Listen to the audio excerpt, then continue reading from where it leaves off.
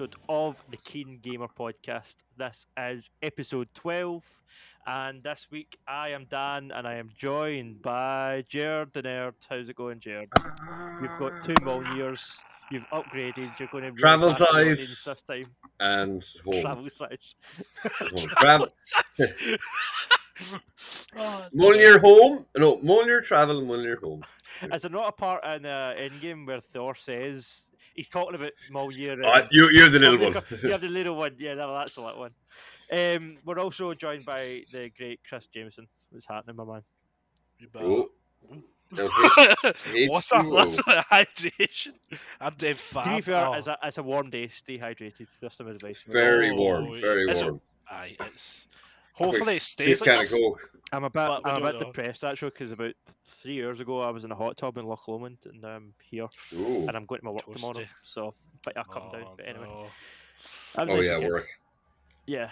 But anyway, let's get into it because today we're skipping news. We're going to come back with news next week. There is some stuff that's happened this week, but not enough really to worth. There's nothing that's trumping what we've already got to talk about. So let's just do that because a lot of shit happened this week. The Boys ended, Stranger Things ended, and Thor: Love and Thunder dropped in cinemas. So those are going to be the 3 talking points for this episode. We're going to start with Stranger Things because all 3 of us are up to date with that. And then I think Chris is going to dip out and me and Jerd will go into The Boys and Thor. The battle of Thor. So Battle for Asgard. yeah, I didn't like Thor, but Jerd did, so that's super interesting. I can't wait. Anyway, but yeah, I think we'll talk about Stranger Things. I think we all like Stranger Things, right? That was a pretty solid. A pretty great season overall. I enjoyed it, but I had issues. I thought it was consistent. I thought they did well. I thought it was a nice setup for the next season. I enjoyed even the stuff that people were moaning about, like how the Russian story wasn't that sort of effective on the overall plot. I still enjoyed the scenes with Maury the flamethrower. I thought it was a great moment. So yeah, I enjoyed all of it. I didn't really care that they had to break out the prison and then go back in. It's a dumb sci-fi show. Do you know what I mean? It's fine. They do that in old 80s, horror movies and stuff. It's fine. Yeah, I thought all the kids knocked out of the park. Performances were great. Sorry, on you. Hopper's weight loss. I need some of that. I saw that. I was need to be locked in a Russian prison for a couple of months. I need to do that. Like, what does he do? What did he do?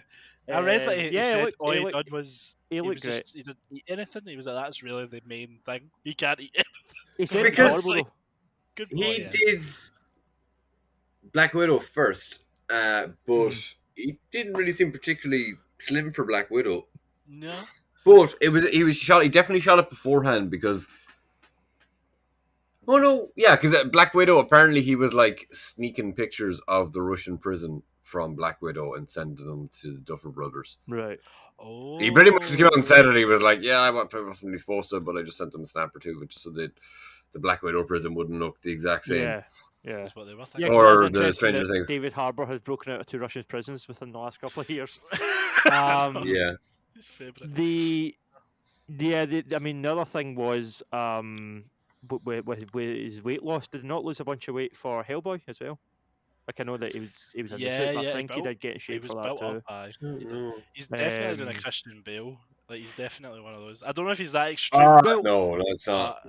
He said recently that this is the last time he was doing it. He's like, I'm old and fat now, and I'm fine with that. He's like, I'm not doing that again because he did say it's horrible. They're not eating and get obviously the age he's at. He was like, yeah, it's dangerous, and I'm not doing it. Apparently, for the flashback, which is the same guy who did the Vecna costume and stuff, who did other stuff, but for the flashback, he had a facial prosthetic to make him look like season 1 Hopper. It was like the cheeks and the neck were like more double chin and more. Right, you would never tell. Like the effects were brilliant. Because apparently before he lost the weight, he was like, "Oh, can we shoot this now?" And they're like, "We've no idea what we're doing yet." So, yeah, so that's pretty cool. But I thought Hopper was great. I enjoyed seeing him and Joyce. Like you knew it was coming, but I enjoyed seeing him and Joyce reuniting, and him seeing 11 again at the very end. That was a nice moment. I mean, it didn't last long. So what did you think of Vecna's like downfall? Did you enjoy the way he did that? Oh, I thought it was too quick, man. Like when I saw him, I was like, he's so like he's a powerful being, Mm-hmm. but like, I'm guessing like because the whole story was saying Eleven created this world thing, Mm. and you're like, well, but he's got to be at least a little bit more powerful than her. She showed up, fought him for about 10 minutes maybe properly, Mm-hmm. and bet him. I was like, oh come on, there needs to be some more damage that she needs to have to herself. I know she had emotional damage with like her friends and stuff like getting hurt, but Yeah. I thought like that needed to be, and then and then she just like I can't even remember what happened, how she done it, but Well, She just she was really just a distraction while they got into the body, like where his actual body oh, was. and burnt it, yeah, and burnt yeah. it, yeah. It's And a then bit of a Nancy done her Terminator 2 with the shotgun and Oh stuff. yeah. Yeah. But yeah, yeah. I mean, yeah. I did think the burning was satisfaction, to be honest. I was I like, was- you bastard, you deserved this. It was great and it looked great, but when it was happening, I was kind of like, can he not survive this? Like just a bit of fire and some Yeah. gunshots doesn't seem enough. But I mean, he then, looks burnt already. but then when he falls out the window, he does, disappear. So I guess you could say he survived that. Maybe don't know for sure. I guess we'll get into that, like what we think happened to him. I kind of thought he was just going to keep coming Mm-hmm. because we're getting right to the end of it now. But I thought he was like there was a certain kind of shots while Maya Hawke was fucking or Robin, who she called her, was fucking the Molotovs at him. It kind of just felt like he was going to keep coming. Oh, Well, I guess will we break it down into maybe the different characters? So they pretty much have their game plan from the start of the new episode. Uh-huh. So then we'll go. So Robin, no, they don't like Robin, Steve, and Nancy. Mm-hmm. Just basically get grabbed by the tentacles instantly at the start of roughly. As soon as they get to the house, they get grabbed by the tentacles in like the first episode of the second season, and they're there for 8. Like they're basically being choked for the 2 episodes, so they don't really come back into it until the end. Mm. But then, who are the other main players? So then, Max, Dustin, and what's his name? Guitar Boy. Eddie.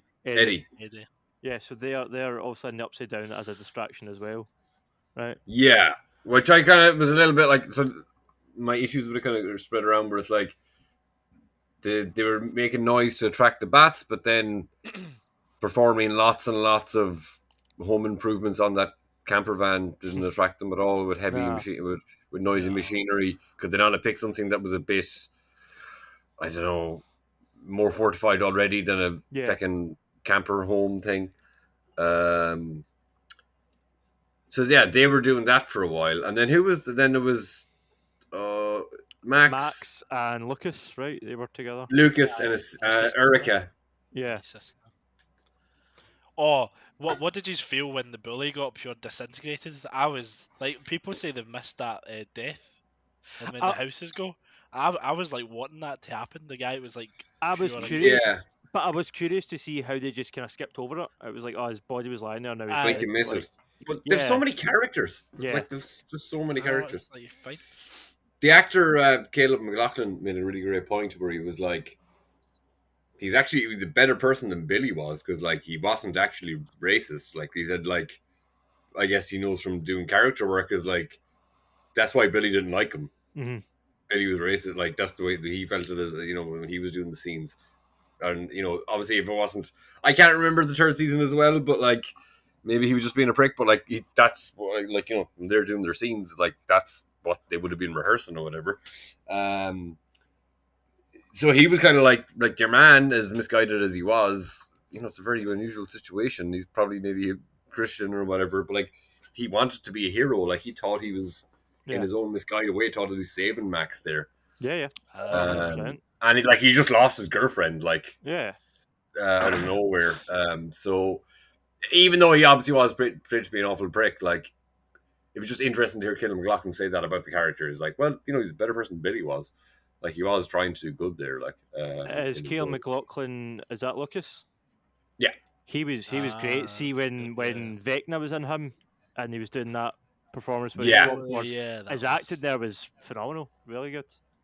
It's a funny kind of thing because like you don't think of it as when like in a thing like that, if it's a hallucination or whatever, you your brain kind of doesn't realize it's the same actor. You're like, oh, Yeah. well, it's obviously Vecna in his Well, just well, pretending to be head, but like, but that's what I'm saying. you know what I mean? Like, yeah. But the performance was that good that it sold that. You know, you bought the fact that this wasn't Lucas, it was Vecna. You know, that's how good the guy's performance was. So yeah, fair play. It was a Yeah. good scene, solid scene. And you want Erica, like his sister.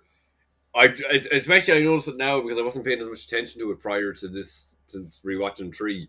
Seen pictures of her now. She looks like in her mid-20s. Like, it's great. Yeah. You know, like last season she was so like, and she was like, the character was 10 last season. I think Max is like 20 in real life. Right. So to see their ages is kind of like, and obviously just to see them outside of the show where they're their own ages. But I don't know. I think most of them still feel really young to me. But I am like 15 years older than them at least. That's going to be interesting though. The next season they are apparently doing a time jump. So next season they will be the ages they are in real life. Yeah, they're going to skip enough time so that they are all like 18, 19, 20, whatever. Or closer to at least. Yeah. Also, so that must mean the kind of the earthquake element things have been there for a wee while then. I guess, yeah. Living with it. Does that spread maybe by the next time we see it? What the only thing that kind of frustrated me, and I feel like this will hopefully come to an end with the next season, but it's like, how many times does crazy shit have to happen in Hawkins before they're like, right, there's some supernatural stuff going on? Like, see the fact that they're just like, oh, it's the earthquake, oh, it's this, oh, it's that. It's like, no, obviously there's there's a fire more last season. Yeah, like, yeah. Oh, it was this cult of high school people that caused an earthquake in Hawkins. It's like, what? No, yeah. So like that's getting a bit old, and I think they are going to have to eventually like say, right, enough. Do you know what I mean? This is we know what's going on. Like, everybody knows about the upside down, and maybe maybe a portal will kind of open publicly, like in a public space, and like a whole bunch of people will see it, and they'll be like, oh shit, and then they'll see all the demons, and you know, it'll become kind of common knowledge. I think that's something they need to address in the next season, because 4 seasons of it's getting a bit tiresome. I think this is the last season, though, is it not? The coming season, yep, yeah, one so more. It's they'll be tying all that up neatly in a bow. Like, I'd say they will, yeah. Like, see, to be honest, I think like Vecna was a really like he's like a. I would say he's one of the strong. Well, he's obviously. I think he was the strongest villain out of this series anyway. I know he was supposed to be the whole point of it, but so now they're working it back. Yeah, I feel like season 4 is, along with season 1, the best season of Stranger Things. You know, I think 1 and 4 are the 2 best seasons. 3 is decent, 2 is not great, but season 1 and season 4 are solid. 2 was okay, but it was fine. 2 was not great with the dogs and with. It was okay. But yeah, the new season, I think the choice to put Vecna in, you know, instead of just having another mindless, animalistic, faceless villain, to bring in somebody that's got a backstory and sort of emotional connections and a real reason, a real motivation for what they're doing.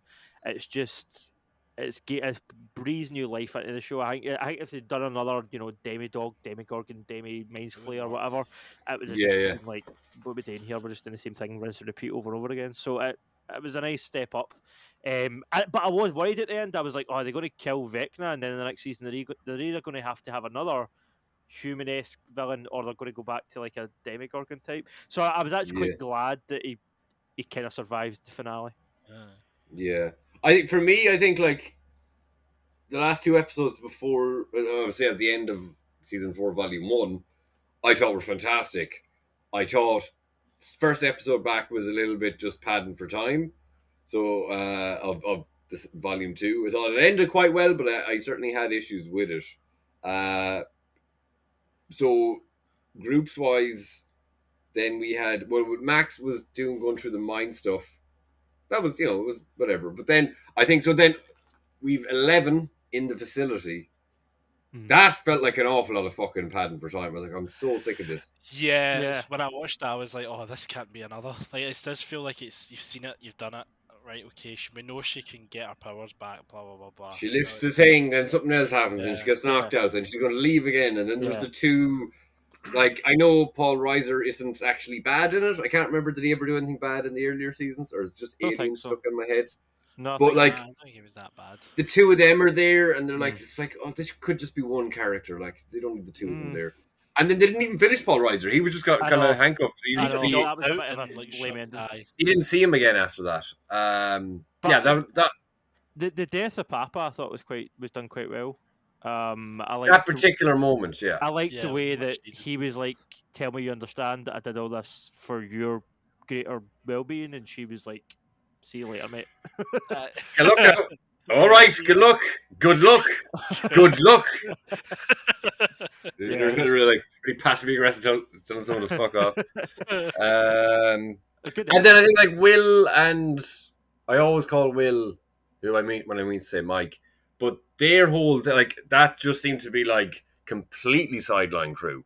They go on this stupid mission. Yeah, for once. Every one of them, everyone in that group got sidelined this season completely. Especially like Will's brother. I was like, he's a. What happened? That's it. Okay, because I always call Mike Will, and then I can never remember Jonathan's name. Jonathan. He's just like, he's kind of a stoner, but then that's it. Like that was at the start of the season. They don't make him an absolute idiot. I think the fact that they've kept him separate from Nancy the whole season has kind of made it a bit like, who cares? Because the whole thing was he kind of won Nancy when really Steve was the obvious choice for her. And it's kind of after like he kind of got the girl, it's as if they don't know what to do with him now. So he just and they didn't even talk all season. Like they don't feel like a couple. You don't buy. They have that. There's that scene. I guess they've wrote it so they're kind of distant, but I don't know. It just feels kind of lazy. It feels like it's almost as if they forgot. Like, oh shit, they're a couple. Like it's almost as if the writers have kind of forgot that. Do you know what I mean? But I think they've split everyone. Like it was done last season, but they just keep adding new characters. But this season in particular, so many new characters that they're also trying to split them up to give them all the stuff to do. But then there's just like so many that don't get anything. Like, well, like someone pointed out that Stranger Things' kind of technique has always been. You see all the friends together, they all go their separate ways for the whole season, and then at the end they all come together and beat the baddie. But someone else theorised that maybe this last season we will spend it, now that they're all together again, the whole season will have them all together, because then the show as a whole is like they've all split up, went their separate ways, and then came together in the last season. So maybe that's how they'll kind of change it up in that sense, because again, I think if they split them all up again the way they did, we've just seen that. Like, I don't want to see that. I want to see them as a unit again, like, together. Yeah. Well, season 3 was weird. Like, I noticed I have no memory of season 2. I just remember that the guy from Lord of the Rings is in it. There's demi-dogs. Yeah. I don't remember anything else. Was there even a Demigorgon in the second season? Or was it just the dogs? There might be one or two, but... Well, the Mind Slayer was like... that wasn't a physical thing at the end of the second season. That was... I think they introduced it at the end of the second season. I think they teased... I think that's how the second season... Or maybe it was building up. Wasn't that... Will had seen... 11 closed premonitions of it, and there was like a lift. Her and Hopper were in like this old rickety lift, and there was a big portal, and there was damaged dogs, and Hopper was fighting them, and she closed the portal, and then I think the post credits, I think you seen inside the portal, and then that's when you first seen the Mind Flayer in person, and then season 3 obviously went into that. Well, some well-drawn pictures of the Mind Slayer, though, and then they did the same thing with they put all the pictures together. So he was seeing visions of it, but it wasn't actually a thing then. Yeah, he was just drawing it because he was just back from being in the Upside Down in the first season. He spit out the slug. In the back. It was the end of the first season or something. Yeah, that's the first season. Yeah, he spit a slug, Yeah, so do you want to talk about where it's going in the next season? Because I think I've got a wee theory for how it's going to go. I don't think we've not talked just about get there, but I don't think we've kind of talked about the actual ending. Yeah, no, let's go into the actual ending. Like the different, finished. So after Vecna's gone, do you mean? So just to finish with that group, so Will has his speech. First of all, I think it's a bit silly, especially by the whole point of the first season being Jonathan winning over Nancy. That. And there was even because at the end of season 3, Steve says like I just don't love her anymore, and then they're like, oh, but now he does. Now he's actually kind of making a play for her again. It just seems pointless. I'm like, just I don't know, give him a new character give him a new romantic character. Don't give him a character for a while. I agree that the love triangle thing is totally overplayed, but it's an 80s throwback, and that was in so many 80s movies. So I think that kind of gets them a pass in some ways in Stranger Things, because it's like, yeah, this is a trope that we've seen a million times before, but it's paying homage. Do you know what I mean? So it's kind of, I don't know, I kind of give it a pass in a sense, because I'm like, yeah, it's in 2022, it's a bit of a lazy storytelling device, but you know, you go back to Stephen King, you go back to any of these old classic 80s horror films and stuff, and it's like, well, they did use that trope, you know. Yeah. So, but normally in those films, it's like a one-time film, and you see the love triangle, and there's an end to that. Yeah. But now they're just like, oh, well, let's just do it the other way. Let's go back the way.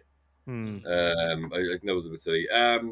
See Joyce and Murray and Hopper's kind of storyline in this. I thought that was brilliant. See Murray when he brought out the kung fu or the Yeah. The judo stuff. Yeah. judo stuff on the plane. How is it? Oh, he's my favorite character. I love that actor, and I think that scene in the plane was good. But then when he gets to, I think we might have mentioned this before for the volume 1, when he just like then just takes out like 4 soldiers. I don't know. I have an issue with them just like introducing all these like military trained people, and they're just getting dispatched by like teachers and teenagers and children and stuff. It was like, okay. I was brilliant. And then Will with Mike, yeah.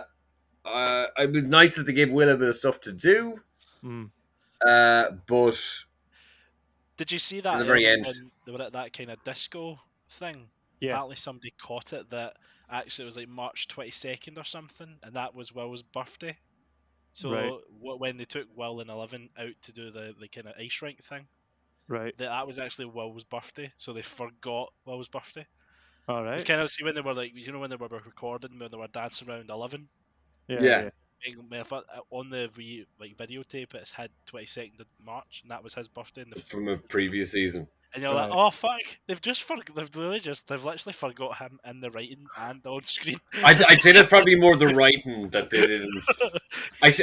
I seen people complaining that they were like, oh, well, actually, fucking Master of Puppets only came out 2 weeks before this happened. Oh, shut up. Fuck off. Oh yeah, that was. And anyway, he doesn't technically play Master of Puppets because the real Master of Puppets song plays from the start when he starts playing, doesn't it? It's not actually his. Like, he is shredding the guitar, but it's the actual Master of Puppets song that you hear, like, to my knowledge, because the drums and everything are there. Let's talk about spoilers. If you're still listening, if you've not seen it, I don't know why. Let's talk about the death of Eddie. How do you think that was handled? My main issue isn't the way that they killed him. Like, some people were moaning that it was a bit of a lame death because it was just the bats pecking him. You know, it's a bit of a shit way to go out. But I think they should have killed a more established character. I would have rather have seen one of the original members die and Eddie continue, because Eddie's just came into it. He's a great character.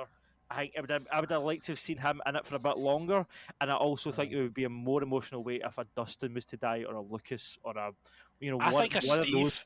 Steve. I think they won't kill a child when now they're I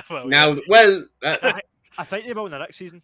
Well, they technically did with Max, but yeah, when they've gone up to a certain age, I don't think they'd actually cross that line to kill one of the children. I think that would be way more upsetting and way more tragic and more effective if they had. Yeah. Yeah, because he's a cool character to have, and then you're just like, okay, we lose Steve, but now we've got this weird guy. Because that could solve the whole romantic thing if you kill Steve, you know. Yeah. You see, like, it goes like, or Jonathan, and then Nancy would be really upset because she's kind of forgotten about him, and he is. But then it wouldn't be, because he's completely sidelined, and they're like, oh, let's just kill him. Look at this fellow we're not using and isn't integral to the story. Let's kill him. That's not really gonna, like, if Steve was to die in this season, it would have been much more effective, I think. And even I don't know, it just felt a little bit like, oh yeah, okay, there's a lot. She's fallen in love with him again. It's like, could they not just be like getting on really well and he seems really happy and then he dies? You know, I don't know. I know they're teenagers or whatever, but Steve's like, the actor's like fucking 30 or something, but and so is she. And you know, Nancy and I don't know her real name, and Jonathan, I don't know his real name, are going out in real life. Yeah, they're a couple. Since like the first season, yeah. So I seen a picture of them was like directed by Tim Burton. They're real gaudy and arty looking in real life. I just feel like some of the characters are starting to feel like a bit of plot armor to them. I think that's my. Oh, completely. That's and that's why I want someone.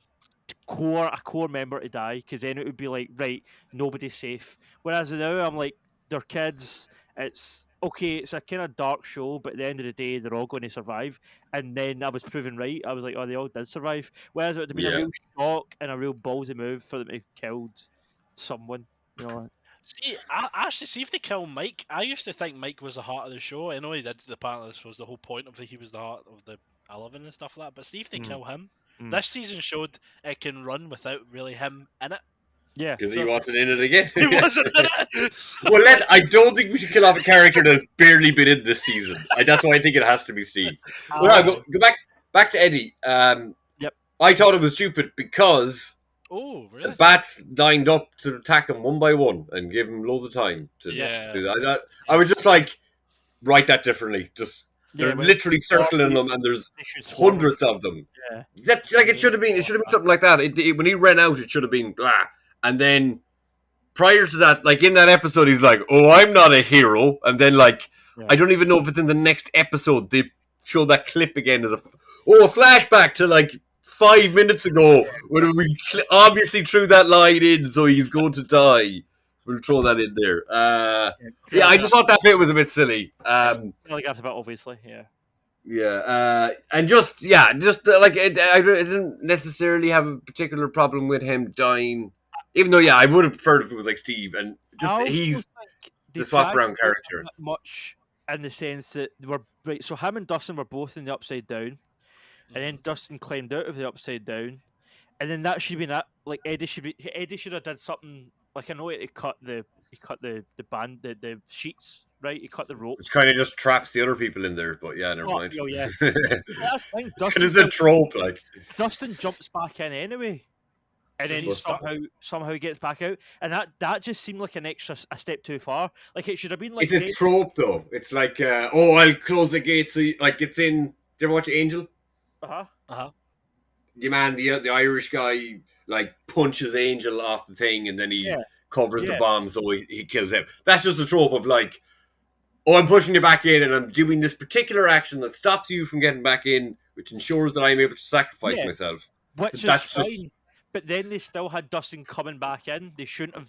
I feel like they shouldn't have done that. They should have said goodbye, looking at each other through that portal.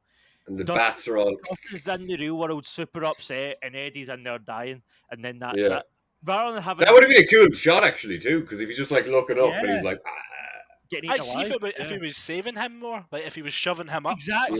As he was getting eaten. Right, more tension. That would have been more. Whereas it seemed, that's what I'm saying, it seemed almost unnecessary for Eddie to die. Because it was like, right, we can both get out, but no, I'm going to cut the thing. And then there's actually so much time before I die that you're able to climb back in here and cradle me as I die and then get back out again. It seems too much. That should have been cut down, I think. I don't know. And they also could have just stayed in the camper van and made more noise. Yeah. They could have played that song. Two or three bats were getting in. Kill them 2 or 3 bats. Don't just go out unless he killed at least 3 bats when he was outside before he got eaten. So just do that. Yeah, just they're coming in one by one. That's a very logical step. I'm sure this works in fucking D&D, That's what you do in video games when there's loads of baddies. You just jump in a room with a narrow door and just shoot one by one. That's what I do. Yeah, they only had Pong then. And yeah, true. Not playing enough video games. Space Invaders. Yeah. So and then just the very end when Dustin talks to Eddie's dad. Yeah. I think I would have said this in chat. It was just that was a teardrop. Oh, he died fighting for this town. It's it's an earthquake. How is he fighting an earthquake? Yeah. That's his uncle who's looking for him. Does he not have more questions than that than some random kid? So he's really looking for his nephew. Oh, you're telling me he's dead. Can you tell me anything more about this random child? Can I bury my nephew, who I obviously care about? No, okay, I'll just listen to your fucking weird story that doesn't make any sense. And I'll cry and, I'm not going to ask any more questions. Where's his body? Where did he die? Yeah, good point. Yeah, that's a good point. Yeah, because his body will still be there. Yeah.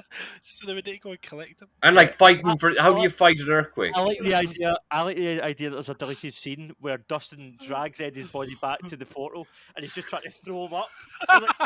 He's just floating back down again. He's like, I'm dead. And then he's like, fuck it. He just climbs out and leaves him. That should be a deleted scene somewhere. This is kind of not really, but I didn't even know her name was just mentioned on an episode of Atlanta, which I'm delighted is on Disney Plus. I'm watching the Dojo Cat. Yeah, it's a female rapper producer. Yeah. She's done the soundtrack for the new Elvis movie too. Some of that. Oh, really? Well, she texted Noah Schwab, which is Will. Yes. trying to get into Eddie's DMs. Finn, oh yeah. And then Noah Shop put it on his TikTok, and then she fucking went mental. Like, oh, he's a. I don't know. She directly called him. She's like, "That's like something that a fucking weasel would do." Yeah, and it's like, you're like in your 30s. This is a 17-year-old child. Fuck off, like. Yeah, it's weird. That's like, I don't know. Let's look this bullshit fucking tabloid stuff. Yeah. But Stranger Things. Stranger Things have happened. Stranger Things. Okay. That's Eddie. Who else dies? Max doesn't, but does. Yeah, but I did think recovered, it was quite interesting how they kind of left her hanging, especially if they're going to do a time jump, because it's like, are they just going to say she was in a coma for maybe a year, but by the time we catch and she's on her feet, or but I think blind forever, or will she get her eyesight back, or I kind of think with the time jump, I'd wait and see until it actually comes out because. Oh yeah, that might be bullshit. Yeah, that's just. It might only be a year. It might be only in real time since whatever. Like I don't know. They also aren't starting the writing process until August. Like they already know how it's going to end, but apparently they're not going to write a room until next month. So. So they've got it in their minds, but yeah. The Weekly Planet lads had a great point about it. Like I think it was James was kind of like, oh, how much of this idea did they have before getting to season 4? I can't remember which one was one of the boys was saying. One was saying like, oh, they probably only had it this season. But then, if 11's 11 since the start of the first season, there's another 10 at least. Yeah, and actually, I must fucking send it to the group chat. I probably should have read it before now because it's been sent to me a week ago. But I seen the. Let me see if I can quickly scan through it. It's the pitch document for Stranger Things season 1 when it was called like Montauk. There's a place in America called Montauk. I think I've seen it in books or films. I'll try and find it as quick as I can. Is that what the title was for the story? Yeah. Oh God. Maybe that was like the working title. Yeah. Well, I think it is a place name. Right. But I'll try and find. But it was down from one season, so like they didn't know, and I think they were. It seemed close enough to what it is because they all the character names and they had the like images and stuff. It's a pitch. It's like it's got synopsis of characters. It's got synopsis of stories. It's got like kind of like when you hear of Taika Waititi with Thor, he sent a sizzle reel and it was clips of Big Trouble in Little China and stuff. That kind of thing, where it just referenced other stuff that it would be like. Yeah.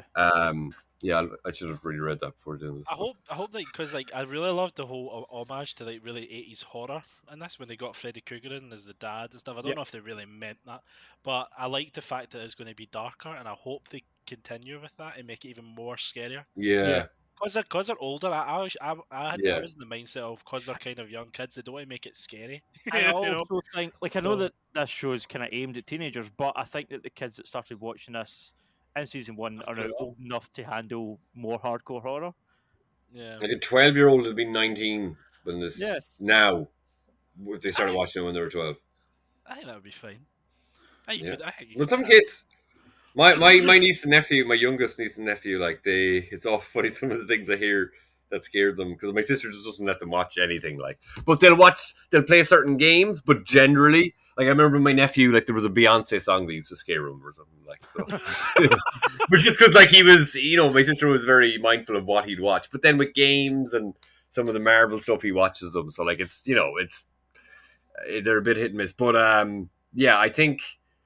But this is kind of like one thing I noticed about it was season 3 too, and I think for me season 4 ended up that way too, where it was just gone a bit goofy again. But I was like, that's good, it's enjoyable.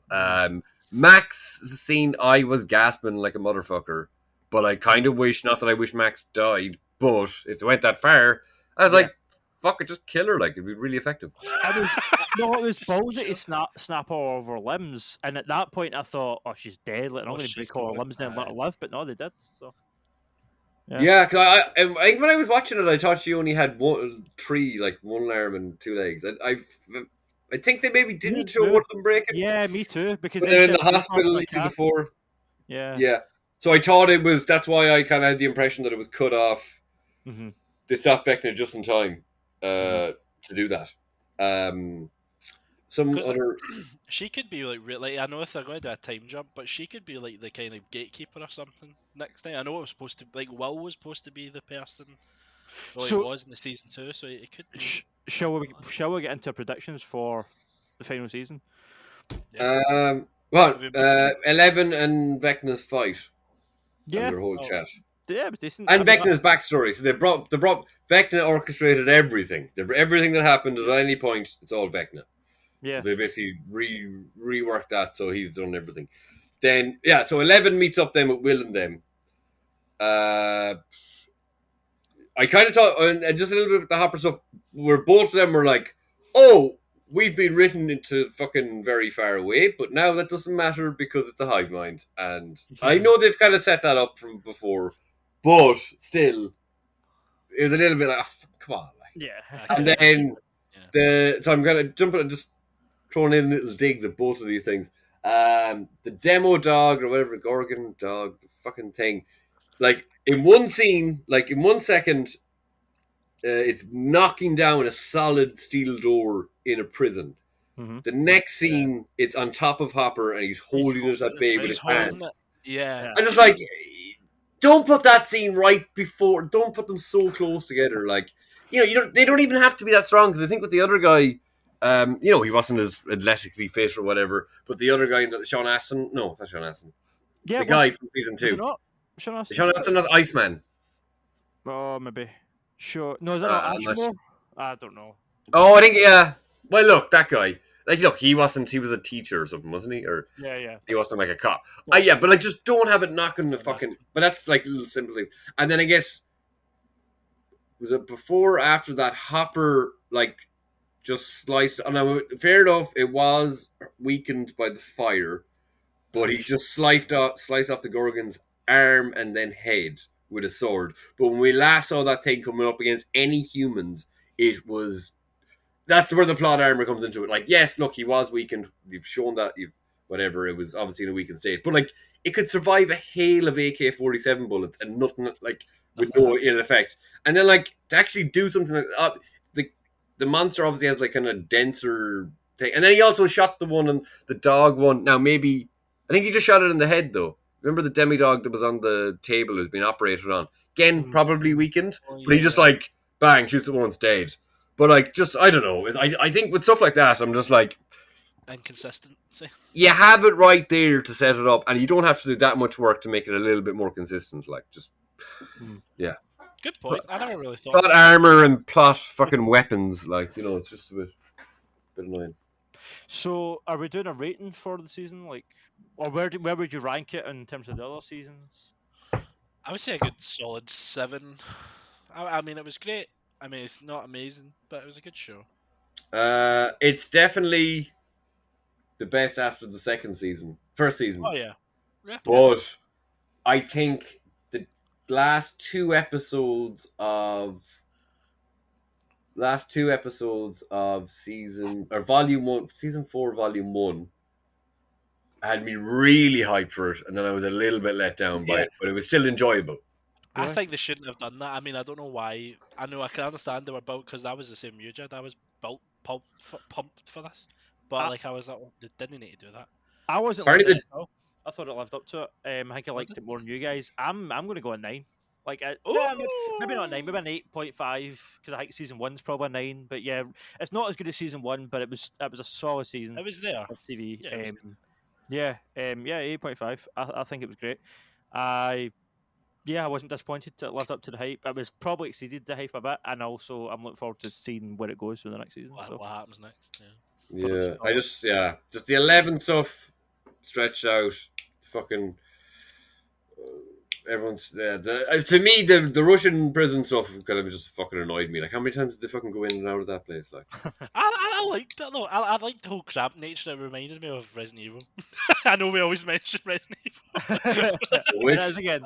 This is literally everything we do is just Resident Evil, Metal Gear Solid, and so yeah.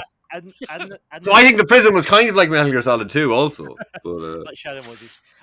And the next season, I think it's going to kind of be all about Will. I think Will has been sidelined. Really, it'll come back. I think he was. Well, see when you see somebody put up on Facebook. So I think it was the A-Shot Facebook page to give it credit. It was the shot of young Creel. What was his name? Whatever Vecna's real name is, Creel. When he's a kid, Larry. and he's drawing the Mind Flayer, and then it's a side by side of Will in season 2 drawing footage of the Mind Flayer. So I think that, and then in the last episode, and a couple of times, you've seen Will touching the back of his neck again, almost as if it's flaring up from then being close to the upside down again and stuff. So I think there's still a connection there. I think will be Vecnified, but I don't think he'll die. I think Vecna might use him as like a puppet or something.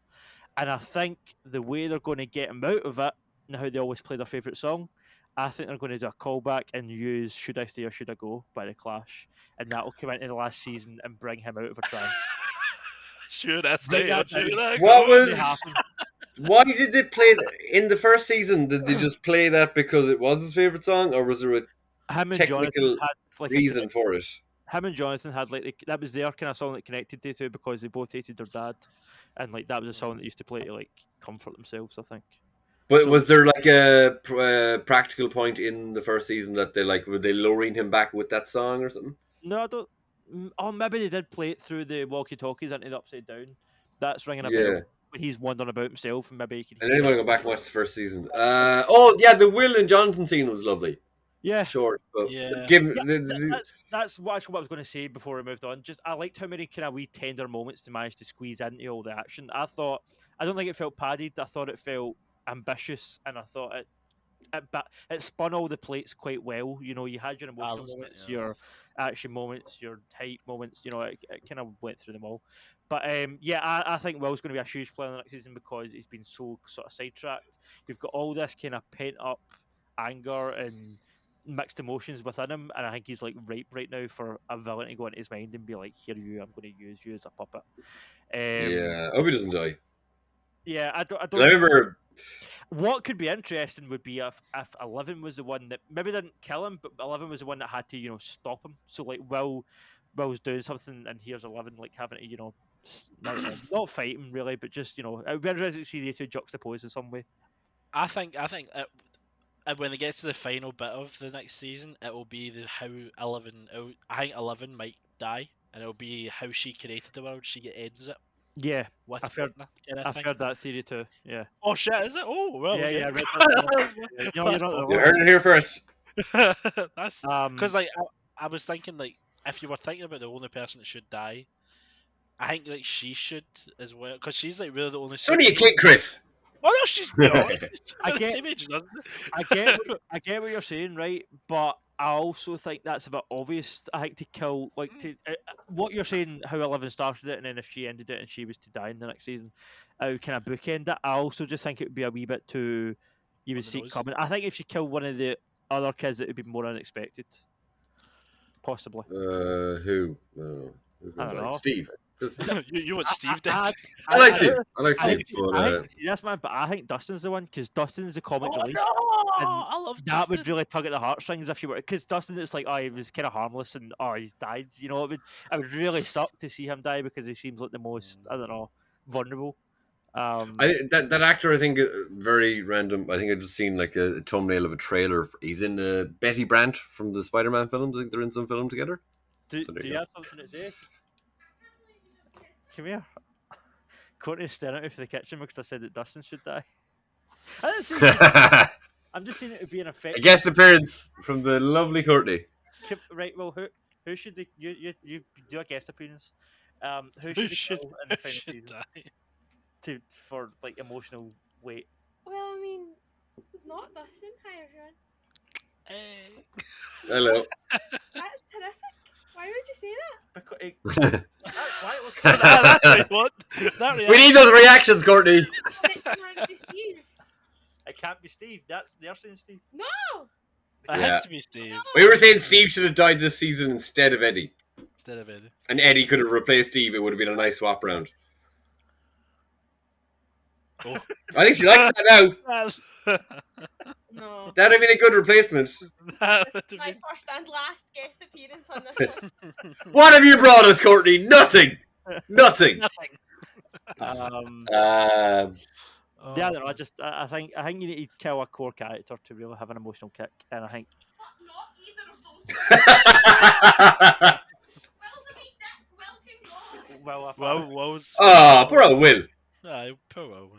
No, I actually felt it. I think Dustin or Mike, because if Mike died, 11 would go ballistic. 11 would just go. Oh yeah, she would lose. Aye. You want Mike to die? Right, she's changed her mind. Mike can go. She said. Mike, we kill Mike. Do you know what? Actually, with Duffer Brothers, you have Courtney's permission to kill Mike. and only Mike, and maybe Will, but don't kill Will because we don't want you to.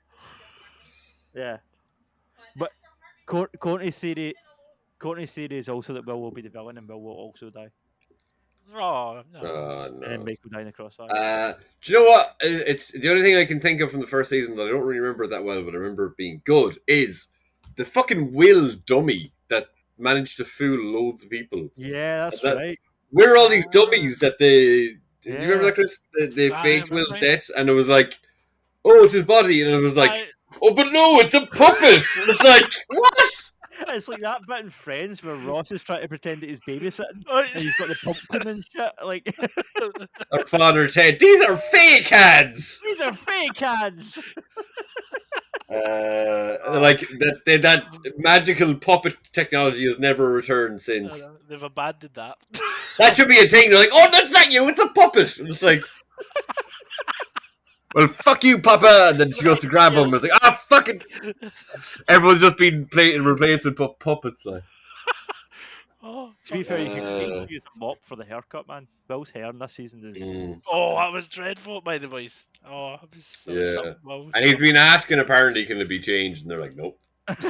No, you have to come out with this. It's the 80s, but they need that for. It was like Barb in season 1. They need that really 80s like. Yeah. Not saying anything against Barb, but Eddie had that vibe as well. Yeah. Truthful, he did. But I was trying to say to my mate, like I was showing my housemate who hasn't watched any, but I was just showing him clips and stuff and filling them in, and I was like, oh, he's kind of like the Ramones, but not really because the Ramones had straight hair, but it's the same kind of shape. He has more of a general kind of metal. Is there any like a Slash? Yeah. Yeah, it's more of a... Yeah, or a sort of... I just general rock metal guy. Yeah. Some nice reaction. So we've all seen that... Running up that hill. Kate Bush. That she's, wrote everything herself, produced everything herself, so she's made serious fucking bank from this. Yeah. And, I haven't actually chased up her interviews, but she's been saying some really nice stuff about the fans. Yeah. But the Metallica, too. I seen someone tweeting, to Metallica, oh, sorry about all the fake Stranger Things fans. And Metallica were just like, well, they didn't just say fuck off with her, but they were just like, no, like, fucking, they might like some of her other stuff. It's nice. Yeah, and then there's a really awkward clip of, like, the Metallica boys. It's like they're duetting with the video of Eddie, and they're just like, guitar and stuff. But then I don't even know who's the main guitar guy from Metallica. I never really listened to them. James Hetfield, right? I think so. Yeah, kind of grey hair. Looks a little bit like, I always think Kevin Nash from wrestling. Looks a bit like him. But I just seen some like clip of him at I think it was a Mad Cool Festival in Europe. He's just like going mental, and people are like practically just like rubbing his face because they're that close to him, and he just seems like really cheery and stuff. I was like, I know they had a bit of a bad rap, but it's not. Isn't one of them is a bit of a nut job? The drummer's an op. It was he went suing people for Napster and stuff. I can't remember his name, but it's Lars something, right? Or Lars Ulrich. Yeah, Lars Ulrich. No. Yeah. Historical figure. Yeah. And then the song that played when Eddie was dying, which I've been playing a lot myself now in the last few days, is a Moby song, and it's in the end of the first or second season. Right. When it's cold, I'd like to die, which is kind of strange because nearly every other song in the show is from the 80s. Yeah. Moby was like the 80s, early 2000s, wasn't it? Oh yeah, well out of it. Like I'd still argue that as being contemporary, even though it's like 2 years ago. Okay, so with that, should we move on to the boys? Unless you want to do Thor first, because I don't know if Chris wants to stay or if he's good to dip out or. Should he stay or should he go now? No. Chris, enjoy both of them and watch them. Don't fucking listen to spoilers. I'll jump it, boys. I'm gonna put pressure on you anymore. Don't listen to something. Spoilers ruin shit. Like you can say they don't, but when you're watching something, makes no difference. This lad doesn't know what he's talking about. I don't know but it does because you know what's going to happen. There's no surprises. Like, that's good. The thing I already know about that I haven't seen in the show. I'm don't have any surprises coming in. Yeah. No. I've grown to love the boys, so I'm gonna bounce. You and the The boys. boys Yeah. don't. Go and watch. Thanks for Finish the next season and come back. But no, you can't come back in that time. But Will do. yeah. But Right, anyway, enjoy the See you rest of the next week. show, and I'll see you soon. All right. Cheers, mate. Mwah. Catch. See ya. Goodbye. Oh, I meant to give him a hammer. Right, is he still We're in? meant to get the hammer. I'm still in there. Oh, he goes. I'm in the upside down, boys. You can't see him, but you can hear him. I'm still in, by the way. I'm not editing it. Please don't. That's Kind of brilliant. like Max, he's just like a floating body. Or like Vecna, we've destroyed your body, but your voice is still. I'm still here, boys. Come and get me. You're doing I'm lost and alone. Play Kate Bush. in the upset. What's your favourite song? Kate Bush. Jesus Christ. You somehow got louder the fact you lost your body. Yeah. Battle of Hell, get Meatloaf on. That would be my one. I'll be a pro. Bowie rock. Yeah, we maybe finish on that. Bowie rock and roll suicide would be mine. Fair enough. The Killers when you were young.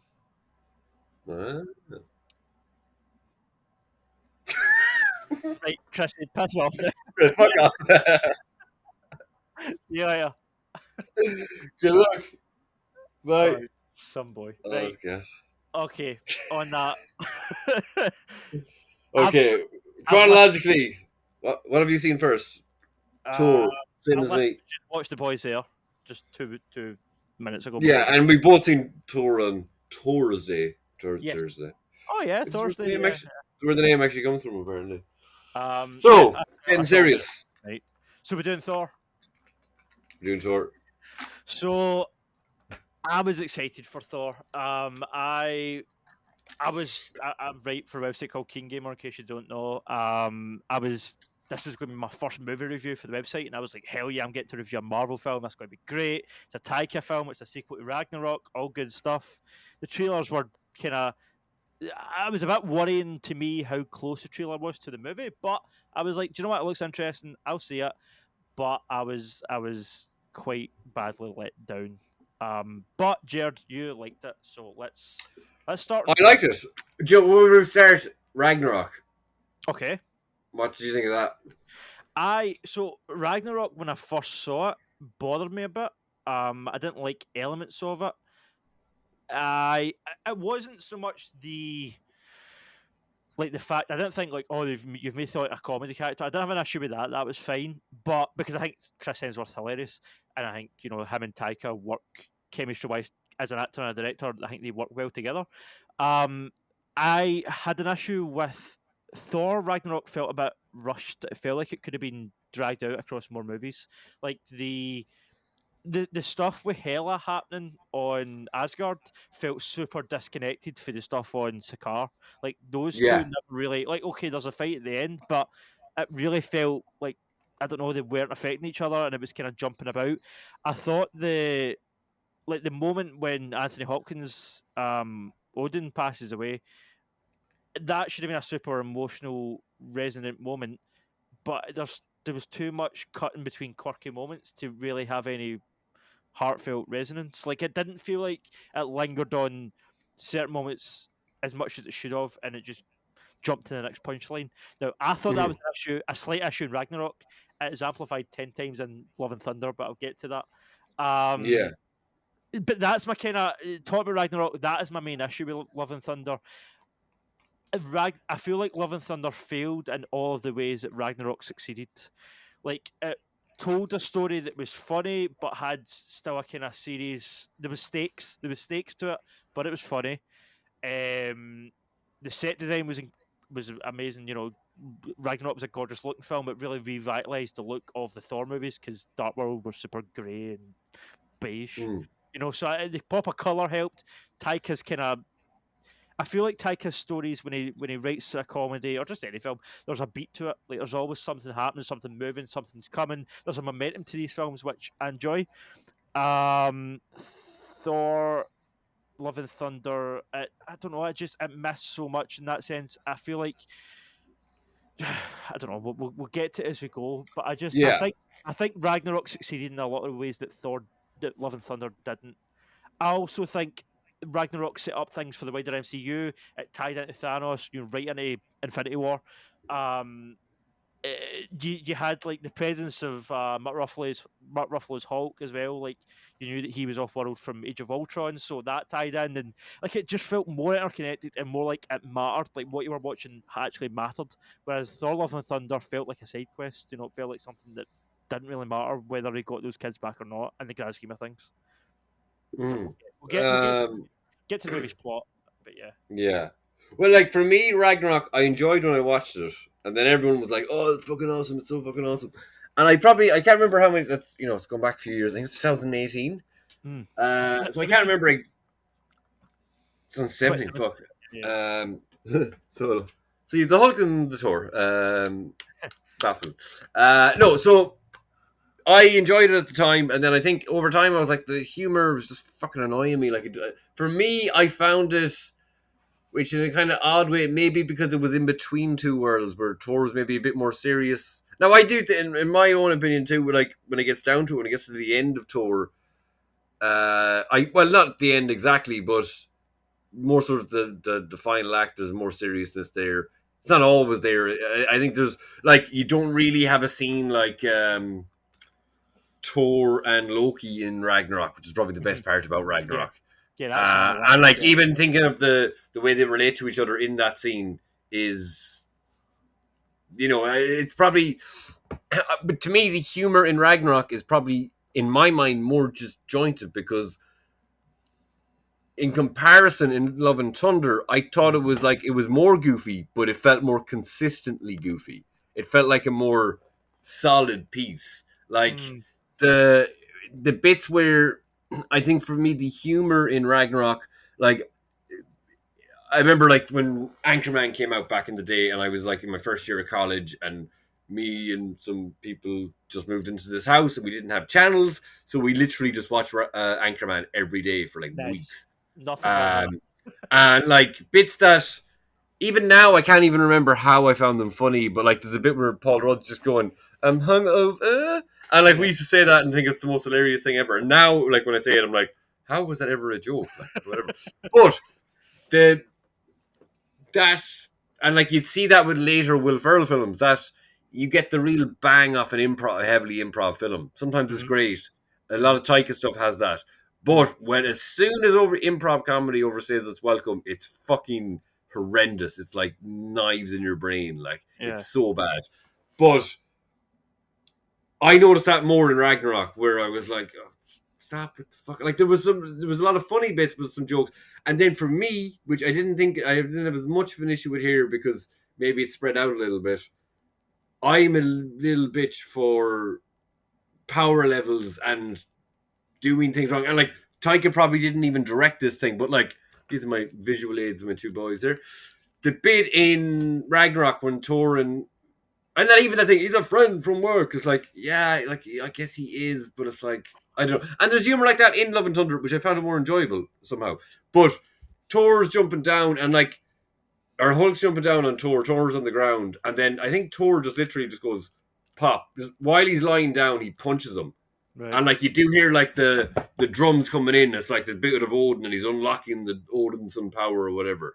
But like, and I've even kind of mentioned this before, using figures, but like instead of just like he's literally lying down and he just punches up like that, and then Hulk goes flying. There's to me, there's very little visually interesting in that. What about if Hulk jumps down, Thor gets up, bang, Hulk goes back a little bit, starts coming closer again, bang, then just starts building up the pace, and like it actually has a visual storytelling. I didn't think Ragnarok, that for me, some people wouldn't bother them at all. That kind of stuff really annoyed me in Ragnarok. The physicality of it was just kind of like whatever. There's not as much of that in. There's not as much actual action in this, but I didn't notice anything like that in this because he's kind of fighting Gore. We know Gore, and this is jumping way ahead, but Gore, it's kind of an undefined power level because he's got this sword. None of that really bothered me too much. I didn't really like the Zeus lightning bolt thing, but that's more of a visual thing. So anyway, just as an overall thing, maybe I was expecting it. Maybe I was primed by Ragnarok, and I was expecting not to like it more than I did. But like the bits where like even the bit where he does the Van at the very start of the film, he does the Van Damme leg split. Yeah. It was a bit cheesy, but I was like, that's kind of so funny. hard. Or prior to that, the Enya song, and just being in a cinema full of Irish people and hearing an Enya song in a big international film, I was like, this is nice. And like, I know that song is like become a joke of itself because it's been using as a piss, as like when you hear that song normally in a film, it's in a parody scene. I don't even know what film it was originally used in, but like, I don't know. I kind of just like this. Like the bit was, it was maybe pushing it a bit, the jokes with the Guardians and stuff. But actually, Chris Pratt, I liked in this. I thought he was very downplayed. So the moment that I was like, "Oh, this is the kind of movie we're getting," was when he jumped off of that mountain and used Stormbreaker as a broomstick. I was like, "What?" that I thought was just so ridiculous and dumb, and just from that point on, it just felt like a stupid slapstick comedy. And normally with these Marvel films, they do use a lot of humor, but one or two of the jokes kind of usually lands. Whereas this movie, it was all fair enough, really all jokes all through it. Every single line was comedic almost, and very little of them actually made me laugh. I think I laughed 2 or 3 times in the whole 2 hours. Like most of it, I was just rolling my eyes and going, here, like when Russell Crowe lifted his skirt to go down the stairs, it was like That was funny. I don't know. like It just hit me different. Humor just so irritating and unfunny, and I think that was the point where I turned around to Courtney and I went, "Is this film shite?" And she was like, "I think it is," and I was like, "Yeah, isn't it?" And I was just that kind of realization that, oh my god, this is a Taika film and a Thor film and an MCU film, and it's shite. Like I don't know, Yeah, it just I I didn't think I land. was. The humor didn't land for me at all. I think I was saying before we started recording is like I think the Thor films are Taika's weakest pieces of work that I've seen. I think I've seen everything he's done pretty much. There's like Tiger versus Shark, which had Brett Jermaine Clement from the Counters. Yeah, I was trying to find him on Twitter the last day. Which is a very dry film, but I thought it was really fun. Maybe the first time I seen it, I didn't appreciate, but pretty much everything else at Taika's I really enjoy. Like really. I should probably state that I do love Taika as a filmmaker, and this is by far his worst piece of work in my opinion. Yeah,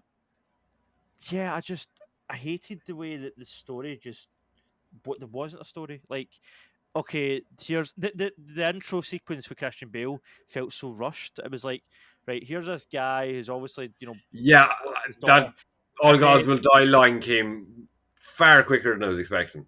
Yeah, and then it's like it was literally like the movie was saying. That's the thing. The movie felt really lazy in that sense because it wasn't like I didn't bother to try and feel organic or natural. It was literally here's a villain, here's why he's a villain, and here's him becoming a villain. Okay, he's a villain now. Start the film. Like it really felt by the numbers, and then it was like right, we left Thor with the Guardians, so let's show a quick scene of him with the Guardians, and then let's move on to like they just randomly kind of go back to New Asgard, and then God attacks, takes these kids away like child catcher style in a cage, and then the whole movie is just let's go get the kids back, and that's it. Like that's the entire film. There's no greater sort of purpose at the end. There's nothing to tie it into a greater threat. There's nothing really set up for the future other than the thing with the spoilers, by the way. The thing with the daughter at the very end, I guess that's a setup for the next Thor movie. But for the most part, it was like, what is the point of all of this? It felt so like the MCU recently has gotten a lot of complaints for feeling directionless, me included. I feel like I enjoy Miss Marvel, I enjoy what else have we had? Doctor Strange. I've enjoyed Spider-Man was great. Spider-Man's exception.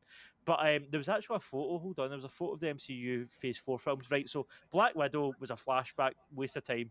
Shang-Chi, okay, they sort of set up the Ten Rings thing. Eternals feels totally pointless.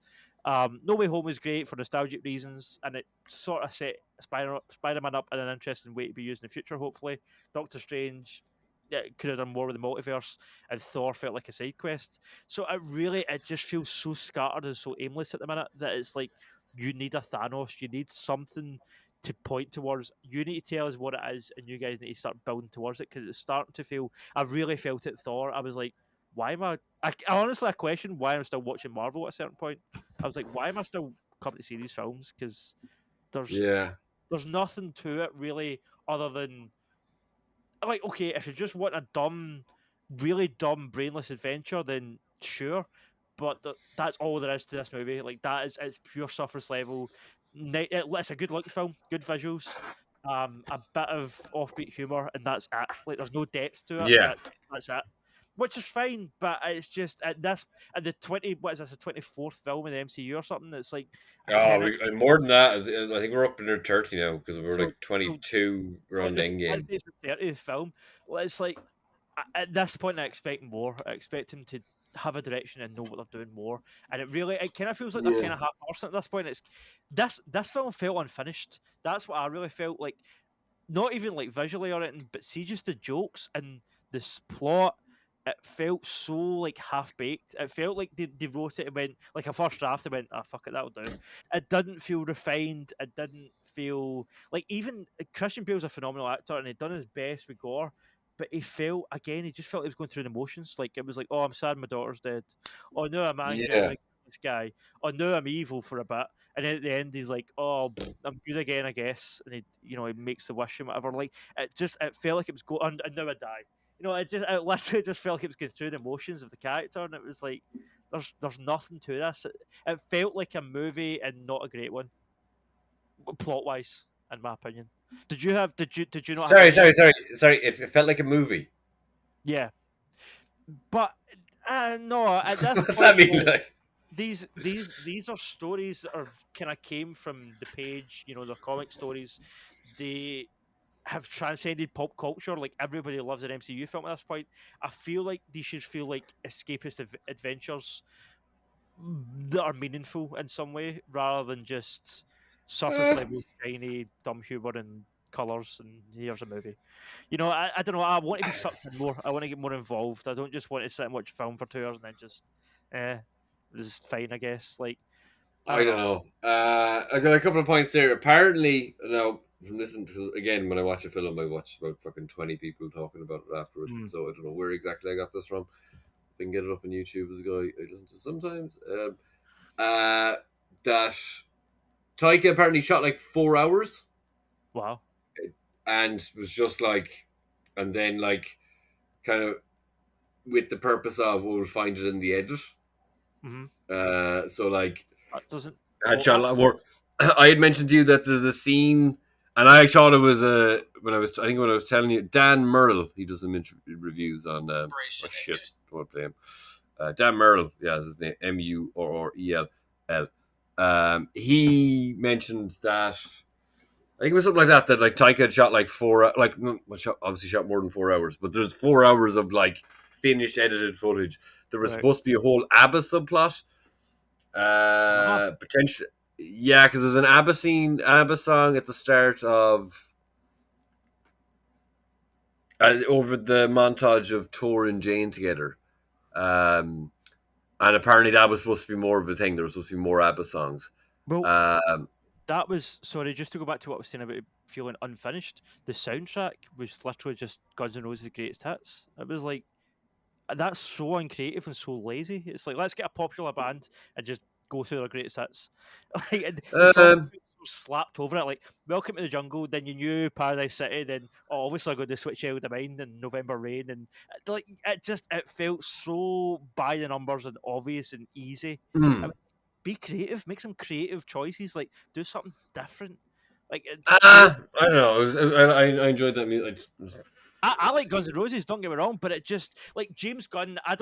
James Gunn picked mainstream rock songs and everybody loved it. Everybody's like, "Oh, it's so unique and creative." Like it's a mainstream rock album. It's fine, the Gunn soundtracks is what it is. But at least he chose different songs. At least he went right. This song suits this. Well, some of them I don't think. I never heard "Come and Get Your Love" beforehand. The Pina Colada song I've heard, obviously, but like I never heard it and enjoyed it before until I seen it in that film. I think there's a bit more to be said for James Gunn's musical choices there. I get where you're coming from. It's just it was one of the best-selling film soundtracks of all time. Oh, no, the mainstream love it. It's. I don't even think it's. And I think there's a lot of kids that obviously don't know those songs, and that's how it done so well as well. You know, I did introduce those songs to a lot of younger people, and there's that's some nice. deep cuts there, like fucking Rubber Band Man from Endgame, which is the scene he directed in Endgame, and had a song played. And a lot of those songs, like, yeah, fair enough. I knew most of them, but I didn't know all of them. Like, and I can't even remember the second album. But like, even still, they're not fucking pop music. They are still classical rock music that people wouldn't really pay attention to. But fuck it, we're not talking about Guardians. I give James Gunn the credit though that Taika didn't achieve in this movie. I get where you're coming from, but to be honest, I still just like that they were in it. I enjoyed. Maybe 3 was a bit much or whatever. 4. It was 4. Was it 4? Was 4? Yeah. Thor 4. What was I gonna say? Taika. Sorry, I interrupted. Music. You fucking did. Yeah, there was supposed to be like a dance scene, an ABBA scene. Apparently, there was some joke which I kind of sounded like. I liked the sound of just because it sounded dumb, but it was towards like this great Viking band, ABBA. I hate ABBA. How'd they cut that? Oh, I don't know. Did you ever watch The Trip with Steve Coogan and Rob Brydon? Nah, I don't like Steve Coogan either. I don't hate Steve Coogan. I hate Alan Partridge. I think Alan Partridge is awful, but I don't watch it. The Trip is fantastic. Look, he's got a whole being Irish thing about him that we seem to love him here. But in that show they do a lot of ABBA talk, and it's like the winner takes it all, and so I like some of those songs. But there was supposed to be some kind of scene where I think it's funny because it's like Christian Bale. I always thought Christian Bale was Welsh, but apparently he was born in England. Maybe was he brought up in Wales? I don't know. I thought he was born. Because I had to Google it recently because I knew I was going to say it to someone because I knew his accent was the same as his natural accent. Apparently he only took the role for his children. The children begged him to do it, so he was like, look, whatever. He didn't want to return. He said he did a horrible time in the Batman films. So he didn't want to return at all to any superhero franchise. Which it did kind of seem strange of Christian Bale just being a bad guy in a Marvel film. Did you hear what he said? Somebody asked him if he'd seen any of the other films, and he was like, "I seen the one where the big bloke was looking for the stones." That was how he said it. The big bloke looking for the stones. The big bloke for the stones. Like, okay, Christian, that's nice. But I kind of like that when it's like, I don't give a shit. I'm just here for the money. I fucking shit. But again, someone was saying it's like he's not Malekith. You know, I think he does well in the little pieces that he has, and like he's fucking terrifying. Even just the way he looks in a lot of it. I'm very, but even just the design of him, I really like the darkness and like the lights. Because someone had said, I remember seeing someone saying before it came out, going, "Oh, he's going to transform. He's not going to have the nose." But like, there is a scene where which one thing I found really weird. Now I'm jumping around here a bit. But when they went to that planet that was actually way smaller in the perception, and I like that. Fuck off. I like that. For me, look, there's a lot of stupid stuff in it. There's a lot of stupid stuff in it, but it didn't bother me. Like, I don't know why. I literally don't know why. Because I'm thinking now, some of the jokes were even dumb, where it was like, "We'll bring home lots of children and feast on them." Yeah. Not like before. Shameful times. It's dumb. I just like it. It's so dumb that he can obviously tell he's improv or whatever. It's a fucking funny line. Like, I don't know. I just liked it.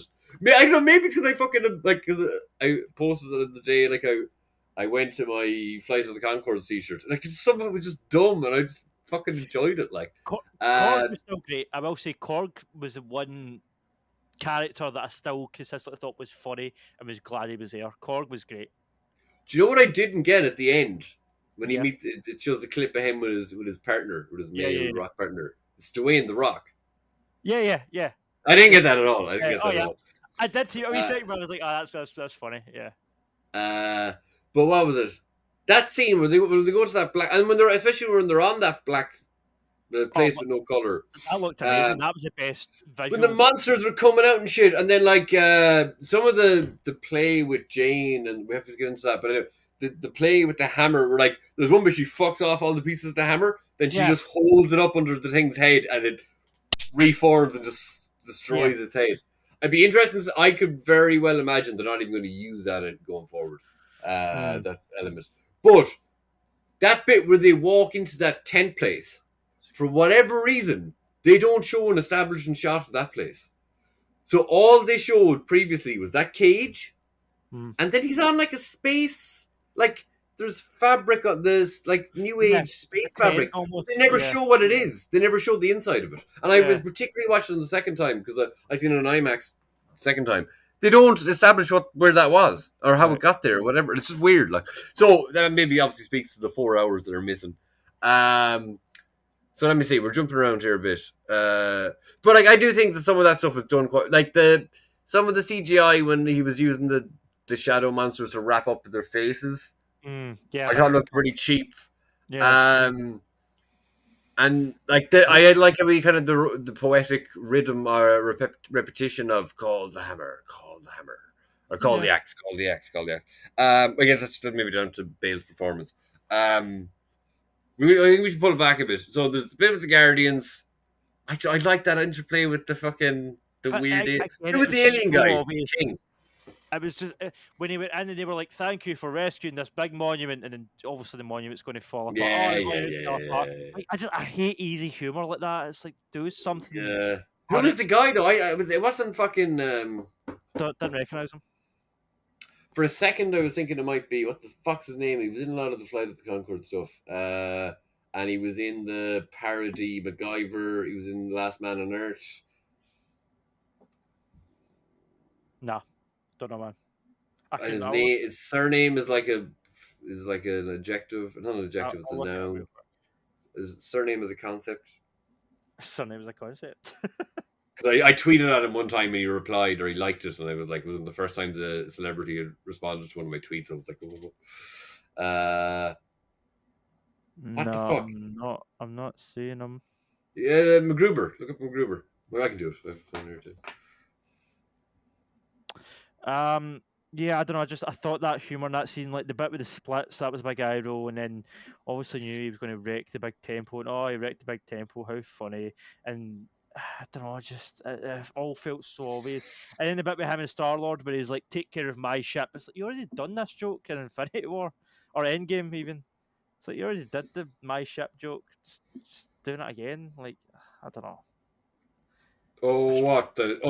I get you. Yeah. The thing about what's the ship called? Is it the Milano? The thing about the Milano being Forte. Will Forte. Bill Forte, right? Because I think I said something like, "Will, your Forte is being really nice," or something. I can't remember. That Forte is a concept. Well, it's not a concept, but it's not a proper noun. It's not a physical thing. Well, of course, it's just a camera now. Oh, I'm getting like all the colours being drained out of the room. I don't want the camera to go down too low to see how messy my room is. But, this is my biggest fan. Sorry. No, actually, my biggest fan I had to give away because of my previous housemates, and then I fixed my previous fan. It's a little bit small, and it's working, so I can sleep at night. It's fucking roasting here. Excuse me. I'm not used to it. My gingerness. So okay. Thor goes because it shows all the gods. We get like doom scroll past all the other god deaths. We don't see any of the other ones. Funny enough, I seen it in 2D and then I seen it in IMAX. You know that shot of the big monster thing that's taken straight out of the Jason Aaron run that everyone was talking about before the film came out? Yep. When I seen it in 2D, that was cropped. Oh. But in IMAX, you see the full shot. Right. So I was like, that's bullshit. You shouldn't. Well, to the best of my knowledge, maybe it was first screen and I saw it was on a smaller screen. I was like, you should be able to see the full screen. I know it's IMAX, but a shot like that. I did think that they lingered on that more in the trailer than they did in the actual movie. I remember kind of looking for that shot in the movie and then being like, "Oh, that was you've skipped past it like that." Like you see it very quick. Yeah, it should be given. Let them talk. Let them take it in. Like that's maybe that Dan Merle guy was saying. Like I think it's kind of obvious how they shot it down from 4 hours and it just feels a bit scattershot and stuff. I'll get a bit of my lighting up here, or I'll be in the darkest part of the universe. Okay, so Jane. We didn't really talk about Jane at all. Yeah. Let's another speaking part about the thing being cut out. I think I mentioned to you there's a TV show called HBO on HBO called High Maintenance. It's a fantastic TV show. Started as a web series. It's about a weed dealer in New York. It's just amazing. It's like, and I maybe didn't say it to you the last day when it started as a web series. the lead character is a weed dealer, but he's not always the main character. So Right. the episode could start and someone will ring him to buy weed, and Mhm. then you just follow that person who's waiting for the weed until the weed dealer shows up. And then Right. as it goes on, maybe the fourth episode of the web series is following the weed dealer. Goes on, picked up by HBO, they started adding more story to it. Very good, just loads of random people.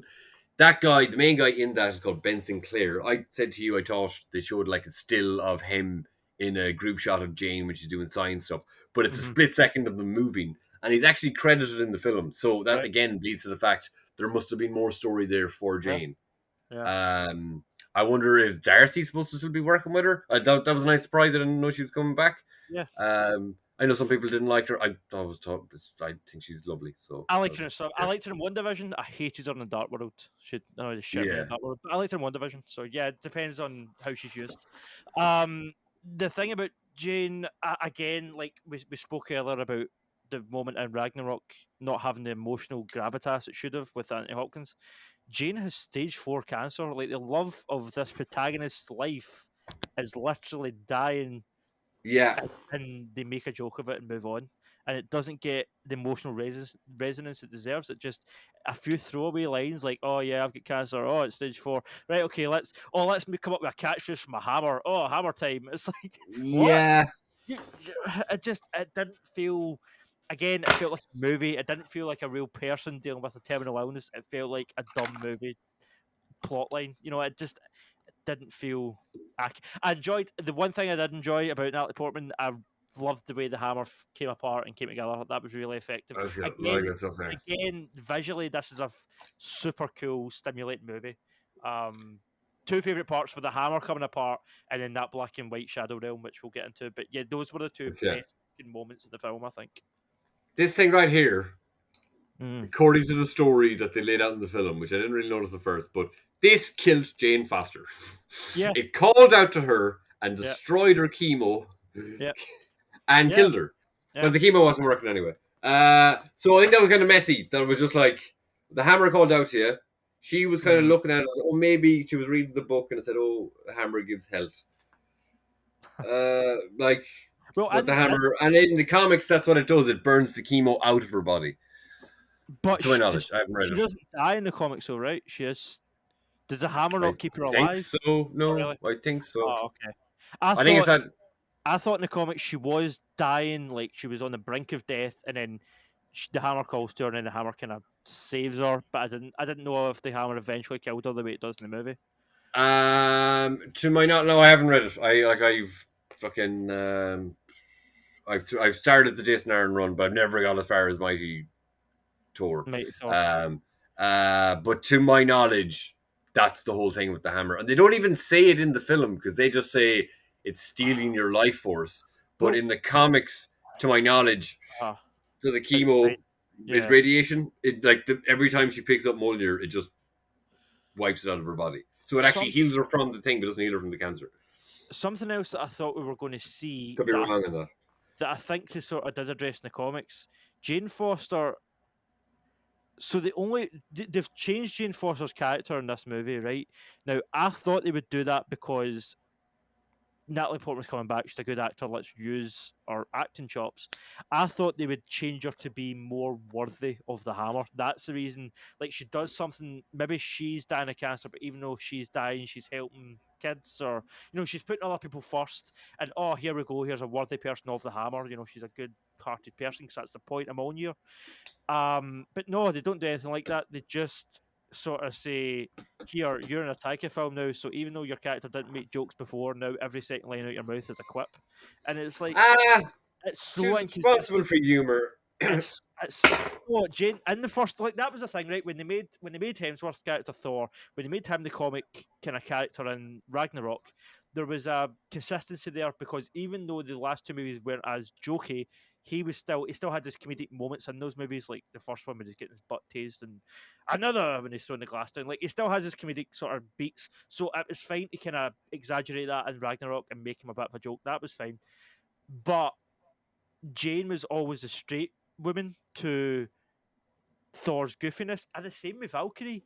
in Ragnarok, I feel like Valkyrie was a straight woman to Thor's goofy nature. Like when he's like bouncing the ball off the glass and it hits him in the face, Valkyrie's the one that's like, oh, rolling her eyes and get a grip of yourself. She's the kind of that's how comedy works. I think you need a straight person and a goofy person, and they work off each other.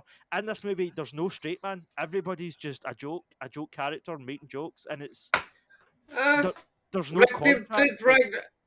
did like Valkyrie hadn't really opened up to them at that stage, but like she wasn't played as a goof. I don't think. I think she was just being quite natural. In this movie, she done the Old Spice advert at the start. That's an advert. That's not like that's not a character trait. There was a specific point, and it was in the scene when they go to Russell Crowe's, dominion when he's got all the gods on the city. Yeah. And in that omnipotent city, yeah. So in that scene, there was a specific moment. Thor's down on the stage, and a bit you see in the trailers with clothes getting blown off and whatever. During that scene, literally it goes to Thor makes a jokey line, Russell Crowe makes a jokey line, Thor makes another jokey line, and then it cuts to the three of them sitting. And Korg makes a sort of off kilter quip because that's what Korg does, so that's fine. But then so does Mighty Thor, so does Natalie Portman, and then so does Valkyrie, and it's like every single one of them, it's like, oh, goofy line, and it's like, this isn't. I don't know. It's too much. It feels like they're throwing everything at the wall and it sticks. And that's kind of that's all Marvel films. Like everyone's quippy in Marvel, in my experience. Not to this extent. I feel like it's so amplified in Love and Thunder. I feel like it's just turned up to 11, and it's too much. Well, what else have we seen? What was the last thing? What Marvel wise? Some are more character based, I guess. Yeah, these are kind of. But like that, honestly, that's kind of like the reason I like this. It's just like whatever. It's dumb and it's stupid. It's fun. Like go for jokes. I want to see straight man in my comedy, to be honest. Yeah. I think you need that. I think you need that contrast. Of course you do, you big cis prick, yeah. But when everybody's a goofball, it's just, I don't know. Yeah. I don't know. I didn't like. I kind of felt Valkyrie was like chatty and having bants, and she feels comfortable with these people. I enjoyed Tessa Thompson. I think she's great. Like most of her line deliveries were like just bang, like she just literally that extra bit of personality to them. But the moment, to be honest, and it was kind of a humorous moment. I didn't laugh, but the cinema did. When yeah. I was going to say, when they're with Thor, right? When Valkyrie and Natalie Portman's Thor and Korg, when they're all together, that's fine. They can have their jokes because they're kind of in a unit. But then when it was that part when they were separate and Natalie Portman smashes the sink, they're still carrying on that jokey banter, and it just felt like, I don't feel like these two characters would interact in that jokey way. That's again what made it feel like a movie. Like, see when it's these two people having a serious conversation about something that this character's obviously going through, but lol, hand grenade, it's a speaker, like it just. Well, like they're just. That's when they're like, okay, are you okay? Okay, we're going doing this. And then they're like, I don't think, like most of my worst periods in my entire life, like if I'm having a conversation with a friend, they're going to make a joke. Like, I don't know. I don't know if it's. To me, I don't see it like at that point. Yeah, they do that, but that was a nice moment. Like they're gal pals, and like they were like just like because she's been there a little while. Like she knows her, like, and she's been having the crack with her. Valkyrie seems to have like particularly opened up.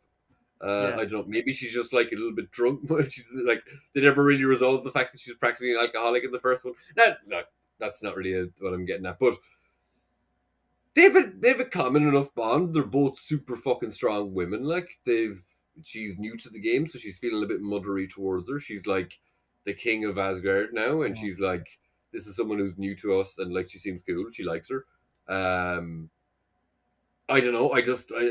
That to me didn't like. Not to say there's moments that like are the cancer something. I'm not trying to say that the cancer side of the stuff wasn't like could have been given. Like it's a big thing to bring into a film like this, and could have certainly been handled differently. Yeah, but it felt like it was. I don't know. It was only there so that she could become Thor. that was the only reason they done it. But then I don't know why they had to do it, because okay, that's just the plot in the comics, but well, I guess Natalie Portman probably said she's only coming back if you kill me.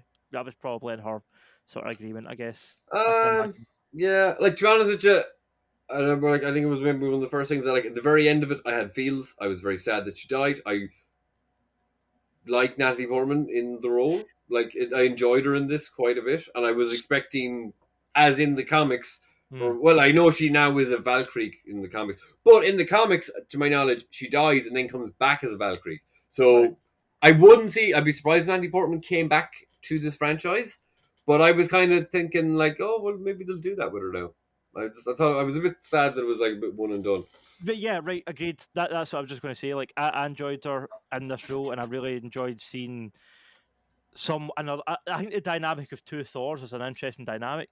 I think having that for one movie and throwing it away again feels wasteful. Like, I feel like the fact that they brought Natalie Portman back, this Oscar-winning actress who's an established character in this universe, quite an important part of Thor's character, just for what I really feel was a side quest of a movie, and then killed her off.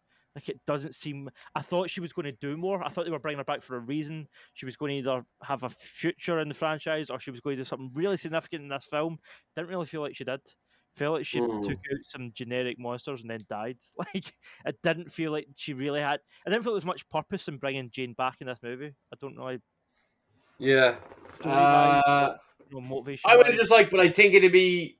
I'd say the fact that we ever got to see her do it would be like, that's probably a bit mad. Like, she was really, like, she didn't even. Well, I think it might have been scheduling, but like, she did not like Dark World as much as most people. I don't think didn't like. Probably out of most people in the world didn't like Dark World. She was pretty fed up with it at that stage. Yeah. And I was even thinking, because I was watching some interview. I think it was by an Irish journalist, the press thing. I was like, oh, his questions are shit. And then I was like, what questions would I ask her if I had to, like, if we ever got to interview people for this podcast? I know it's not what we're aiming for, but I was like, if I was in that position and I had to ask Natalie Portman questions, and they weren't generic fucking questions that female actors get asked for these kind of films, I guess in my head I was just trying to think of it. She'd become, like, I know she's done Star Wars, but like, and even she was probably a part of set pieces in CGI, maybe done some wire work in Dark World because of the floaty shit with CGI. But in this, she would have had to do a lot more, like, in comparison to her previous roles, she actually would have had a lot of a different experience, not only with the director, but she's doing wire work, she's doing action work, she's doing body training. She's not just doing scenes. And I'm not, look, actors, their main job is doing scenes, but it's a very different experience for her this time around. This doesn't really have a point. I was kind of just like, I thought of the last day. I was just like, it would have been very different from her. But I think, yeah, like, in my head, it's a perfect world. Like, you're not going to get her going to come back. Like, it's not like the comics where, like, it's funny then because with Captain America, which is ever so slight news, Hollywood Reporter were like, oh, it's not known whether Chris Evans will come back for the new Captain America, which is directed by the fucking Cloverfield Paradox guy. Yeah, I read that recently. Which I think has directed other stuff, so maybe don't throw him under the bus. But like, some directors make a really shit movie and then a really good movie, and vice versa. I think he has directed other good stuff. But sideline, Chris Evans just wrote on the Hollywood Reporter article, it's like, Sam Wilson is Captain America. Yeah. Good luck. I'm not coming back. But it's funny. Like, so in the comics, now, Sam Wilson and Steve Rogers are Captain America. They're both just like, we can get around the concept of I know many Daves. Like, so there can be more than one Captain America. Like, there's more than one Thor. But my friend group, well, I give him a shout out actually, because when I got him a little. He started collecting metal pins for his man bag, so I got him a Daredevil one. He's a big Daredevil fan. But he just sent me this monstrosity, a DC comic book that he's been trying to get me to read. Yeah, and it's fucking chunky book, man. I'm really looking forward to that. So that just arrived today. So what was the point of me saying that? My friend Jerd. Oh yeah, we're both called Jerd. It was tough for a while. We got used to it. Yeah. We tried all things. We were like, so these Jerds. Mate, there's so many. Team my friend group. There's so many Dannys. There's a Danny. Oh yeah. I get called Boyd's. I've got another big guy I know called Danny. There's several of us. It's quite Yeah, so like I think with us in particular, Jerd isn't an unusual name, but it is an uncommon name. like you're gonna know more Danny's and Dave's and John's and Sean's. Maybe not Sean's more Irish, but there just isn't as many Jerds. So we tried different things. We tried I'm Jerf, he's Jerby, so it was Jerby, Jerf.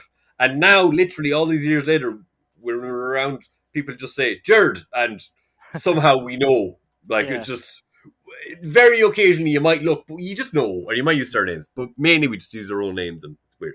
But probably a tone generally people have with each other with us. Points that people with the same names doesn't matter. Thor, yeah. Look, we're probably lucky to get her back or even in the role at all. I enjoyed her in it. I guess I wonder did they shoot? They probably did. Like I was trying to watch in the chemo scene. I was trying to like kind of look at her arms to see her swollenness. Yeah. It was like, did they CGI her to make it look smaller or sicker? Or I think it must have CGI'd it. Yeah, that's what I'm thinking. Because she does look skinnier. Shooting scheduling wise, that would have been too difficult because she's in some shape at the minute. So I think they must have CGI'd that down. Yeah. Yeah, and I was like I know they've done it for Tony Stark, but maybe did they do it for this? Did they like lessen her arms or whatever? Yeah. But yeah, what I like is how like Natalie Portman's an actor who doesn't need to come back to these movies, but she got asked back and she's committed to it. Do you know what I mean? And I respect the shit out of that. I'm like, no, it's not like she's like, oh, that paycheck, I'll come back and do this Marvel film. Like she's, you know, she's put in a performance, she's put in the work to get in shape. She's on board with this new form of Thor storytelling because, as you said, when she left, it was a very different franchise. So I appreciate the fact that she's kind of came in and committed to all that. I think someone was saying, I don't know if she worked with Taika directly, but she's worked with Tessa Thompson. Right. So I think I might have sent it down in our group chat. There was like, I don't know, did someone just say that they happen to look like the girls from Clueless, or they specifically dress like the cute Clueless characters for the press? Yeah, they dress like them for one of their premieres. Yeah. All right, so I wasn't sure with that. Yeah, so this seems to have been a crack. I think someone mentioned she worked with someone else. Maybe it's Christian Bale. I don't know. But yeah, her stuff was quite good. Obviously, look, the catchphrase thing was a bit dorky, but again, like it's kind of like in my head now. I guess maybe I'm just making like, and sometimes it is a bad thing, but I'm like in my head I can make an excuse for it. Like Peter Parker's a dork. I'm sure Jane Foster's a dork. That Jane Fonda and Jodie Foster both got me. I was just like, that's fucking funny. Jodie Foster. Korg carried the humor. Korg was really funny, and I was a little bit like when I thought like, fucking, they're gonna kill Korg. I was like, well, that's the thing. Again, I feel like they kind of mess around with character deaths more than they should have if they weren't going to commit. Because it was like Korg, we thought he died when the lightning bolt went through him. And then later, Valkyrie got stabbed in quite a big moment, and it was like, "Oh, is Valkyrie going to die?" You know, and then it was like, stabbed. Didn't get stabbed.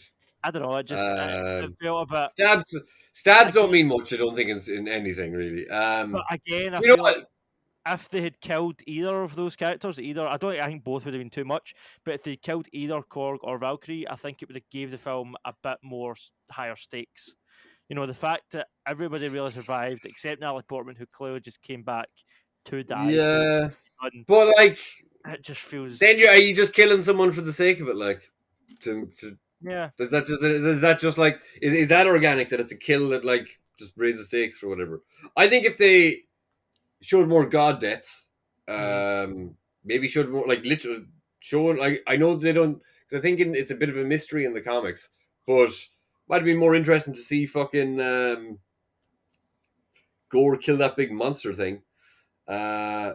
Show maybe like 2 or 3 more because one of the biggest issues I had with it was Thor was under the understanding that he just killed Zeus and he was okay with it. Yeah. So he had nearly killed as many gods on screen as Gore did in the film. Yeah. And he was like kind of okay with it. Which the comics have this thing where gods die, but that doesn't mean they're gone forever. They'll always come back in some way. And I think it's kind of less so like it's the same with like obviously Marvel characters do that.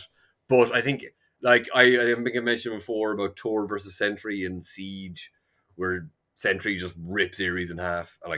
Still it's one of my favorite comic book moments of all time. Yeah. I think Ares just like they just reform and they're like, oh, I'm back, or you know, they have to get like I think prior to that there was a Ragnarok in the comics.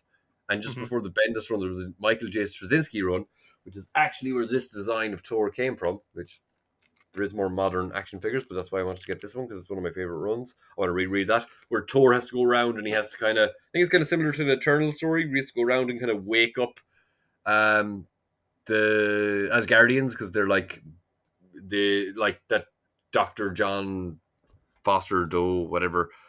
They're asleep in these real, they think they're just real people, but then Thor has to come, you're an Asgardian, and he wakes them up or whatever. Yeah. So that kind of stuff happens with gods a lot. So I was kind of okay with that, but I was like, if they just didn't have him say he was like, oh, I just injured him, or like, did he have to get him through the chest? Could he not just hit him in the face? Or like, like, that just seemed unnecessary, because like, he clearly wasn't dead, but it made it seem like for the majority of the film, it kind of irked me. That was probably my biggest issue with the entire film, is that I was like, okay, Thor just killed a god and he's okay with it.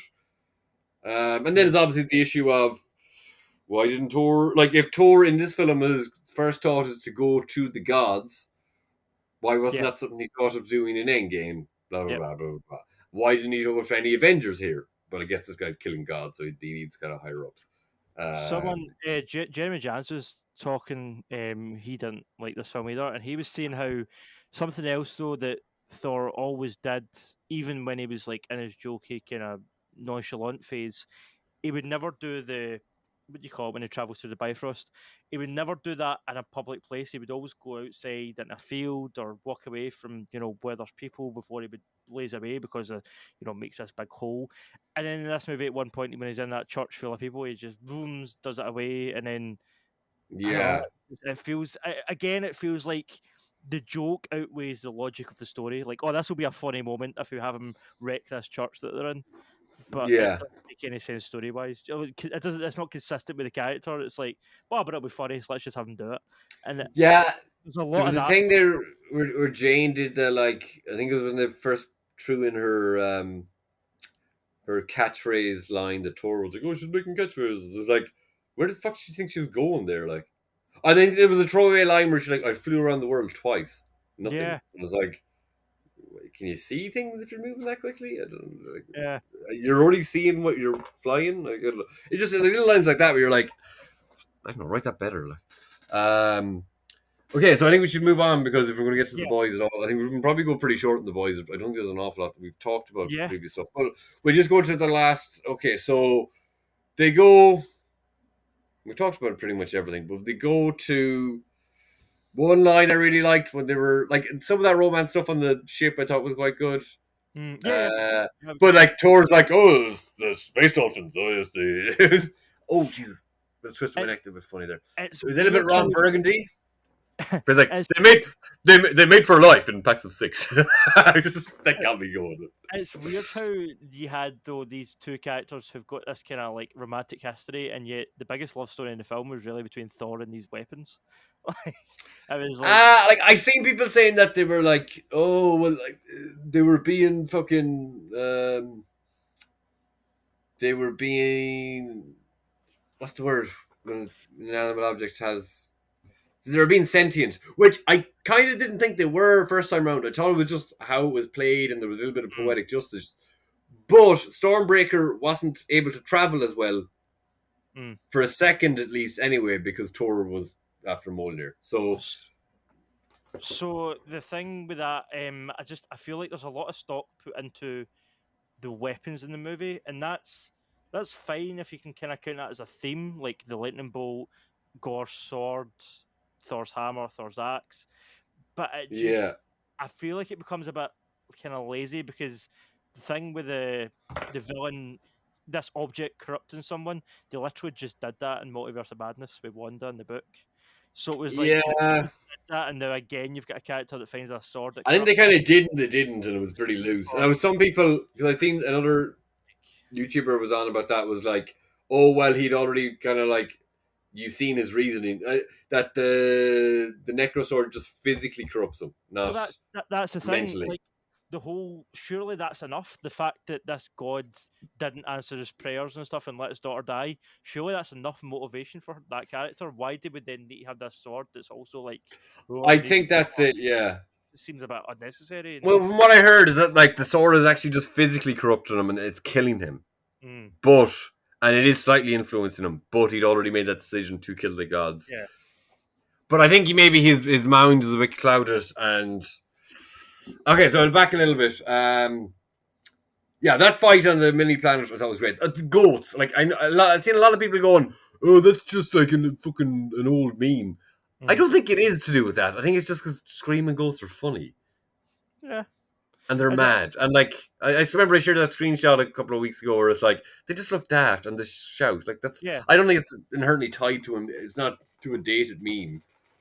I don't think it was fine the first time, but I just feel like again it was overdone a bit. It was like how many times it was the same with the hammer stuff. Like see how many times are you going to have Stormbreaker being jealous of Mjolnir? Like they've done that like 3 or 4 times. Like the one scene I thought it was funny was I can't remember what was happening, but Thor was maybe talking to Mjolnir, and then Stormbreaker just appears from like that part. Yeah, that should be that one moment would have been really funny if that was it. I just feel like that was the 3rd time they'd done it, and I was like, the joke's getting old at this point. I didn't know they coming in that much. I think obviously he was talking about it a bit, but I didn't. But then again, like as you were saying there, which I kind of thought, like the whole thing about Ragnarok was him not needing the hammer. So like, yeah. It's kind of weird, but then like Infinity War went back on that straight away where it gave him Stormbreaker. So like, we can't be just putting this. There's previous reasons for that being not great. Can't just put this down to this film. Then so that fight scene, I kind of liked the fight scene that was there. There was the 3 of them kind of battering on it looked great because of the style of that scene. I just thought that whole and the kind of shadows kind of hanging in the air off them and stuff. And the way that the way that Mjolnir lit up and kind of gave some color to like the certain sections. Yeah, that happened with all the weapons, I think. Awesome. Yeah, it looked cool. I liked. I don't know, something just kind of cool about the way Jane just fucked away the Stormbreaker when she kind of realized what was happening. But he had the guy from Always Sunny Wall. Yeah, Charlie. Yeah. Charlie Wall to explain his entire idea. Let me see then. So Tessa gets stabbed. Cor gets blown up. So right, big question here. Because you're the guy that doesn't like inconsistencies. If Thor can give his power, if he can transfer his power to all those kids at the end of the movie, why could he not have done that for the Avengers when they were fighting Thanos? This came up somewhere else, but he does, and I didn't really cop it, and I didn't make note of it the second time, because I think I only heard this the second time. Because I watched, I think it was like Jeremy Jans, and then people commented on his video, and then he made another video talking about it. Right. He transfers Zeus's power. Right. But he called it Thor's power, I think. Okay. But their eyes are lighting yellow. Yeah. Yellow. Yeah. So color coded. Right. It's not blue. He uses Zeus's lightning bolt to do that. Right. Okay. And because we know for a fact he doesn't have Mjolnir and he doesn't have Stormbreaker at that time. So I'm pretty sure that's how he did it. But I think he did say the power of Thor, and they could have explained that a little bit better. What happened? But I was thinking in my head canon, you can do it for kids, can't do it for adults. What happened to the lightning bolt at the end? Did they still have it? Did they lose it? I can't remember. I did notice one thing in the scene with, like, it was just a continuity, or where literally it's supposed to be up on the thing behind Zeus's seat in that whole conversation, and it's not there. Right. But anyway, Thor had a last. Yeah, I can't remember what actually happened to it in the end. We didn't really see. I'm sure Sesker is going to make its way back to Zeus. It looks dumb. They didn't explain that could teleport. He just did it. Yeah. At the hospital. I know for contrivances for the story, why didn't he take Mjolnir at that point himself? If Jane uses it, it's going to kill her. Why did he leave it there? Yeah. I think in the comics, Mjolnir has the Bifrost, but I don't know if he uses it that much. It's like it's one of your main attacks in the Avengers game, the Bifrost attack. But I'm pretty sure he can open, but in that, more like Doctor Strange, he actually opens portals with it. Yeah. Okay, last fight. Goes in, fights them, gives the kids the powers. I was a bit confused. I actually thought it was a wee bit unclear. Maybe I just need to watch it again. But that last fight, I sort of felt like they had won when Gore's sword broke, and there was that whole scene, and Jane stopped the sword from reforming. I was like, "Oh, this is it. They've stopped him." And then it was like, "Oh no, he succeeded, and now he's before this big space The god." hole had already opened and he hopped in. Which, Right. when I was watching it, I was like, Thor literally had the lightning bolt in his hand. I'm sure he could have like pinned his leg, but I he get was like to watch. distracted by. I feel it was a bit unclear. Yeah, no, like, so Jane, the fucking first time I went to see it, when she did now I could see that she'd formed up the hammer around the broken parts of the sword, but I missed the bit when she, like, because it was still in the hammer, but then she, like, cracked it down and then it blew up. I loved her shouting there. I thought that was very effective. I don't know why. It's like, Dr. Jane Foster. She was, like, really fucking getting into it. Yeah. Not that fight scene was, the lightning bolt just looked dumb, but I kind of like that fight scene. I like the thing of the hammer reforming. It felt a bit the prop. It felt a bit. Yeah, it just looks like he doesn't. I don't know. Yeah. If it didn't look so like stereotypically like a lightning bolt or something. I don't know. It felt a bit. It felt a bit like a stage play rather than a film with that. Yeah, like the fucking stage play they had. Oh, the cameo thing was kind of funny. Actually, just as I was just skimming there, there's pictures of Tom Hiddleston at Wimbledon. And he's obviously shooting Loki at the moment, so he has the real long black hair.